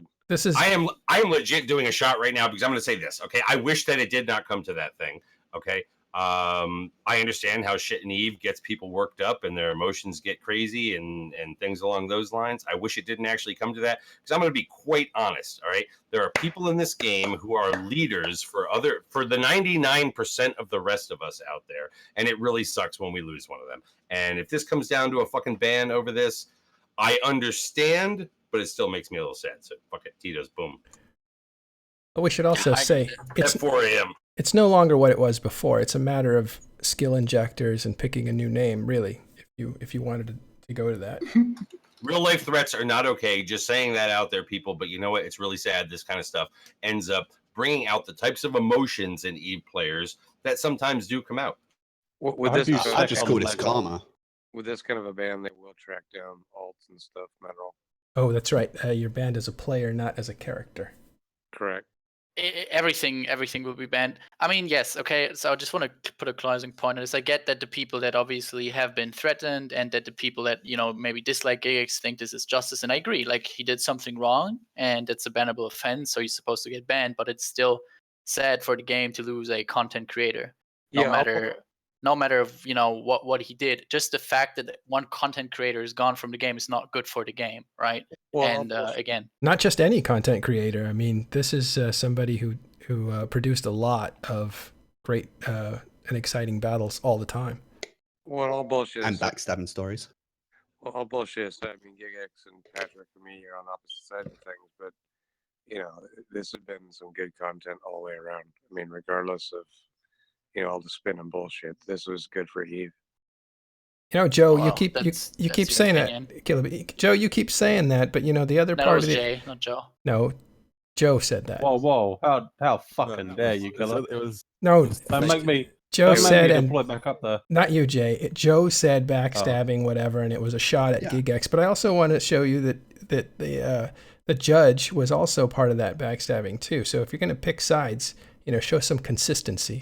I would say the judge is more of a twisting of the knife than an actual backstab. Well, now he's your guy, and that's what makes the difference. And that means you have no consistency of judgment. So tribal narrative, tribal narrative. Before we get off on like some crazy tangent, tribal narrative occurs. We know that, especially in the first few hours. Again, we have not experienced this in this game. This is actually like a first, I think. For how quick we've had the entire 360-degree reaction to this shit. But I do want to say, while real life threats and stuff like that, which are wrong, this is a game, people. Okay. And I'm telling you right now, if you're out there listening in Twitch right now, if you're in this channel right now, you are probably part of that community where this is more than just about fucking Dota. That this is something that actually gets people worked up when shit happens. So I mean, it really is sad to see shit come to this. Yeah, I'm actually really upset about this, but do you want to cry? But I'm not showing. You want to talk it out after this? I'm not showing it. Just me and you in a private. No, it just should have never come to this. I think that things get said when people are angry. I mean, this is minutes after something huge has been taken away from you.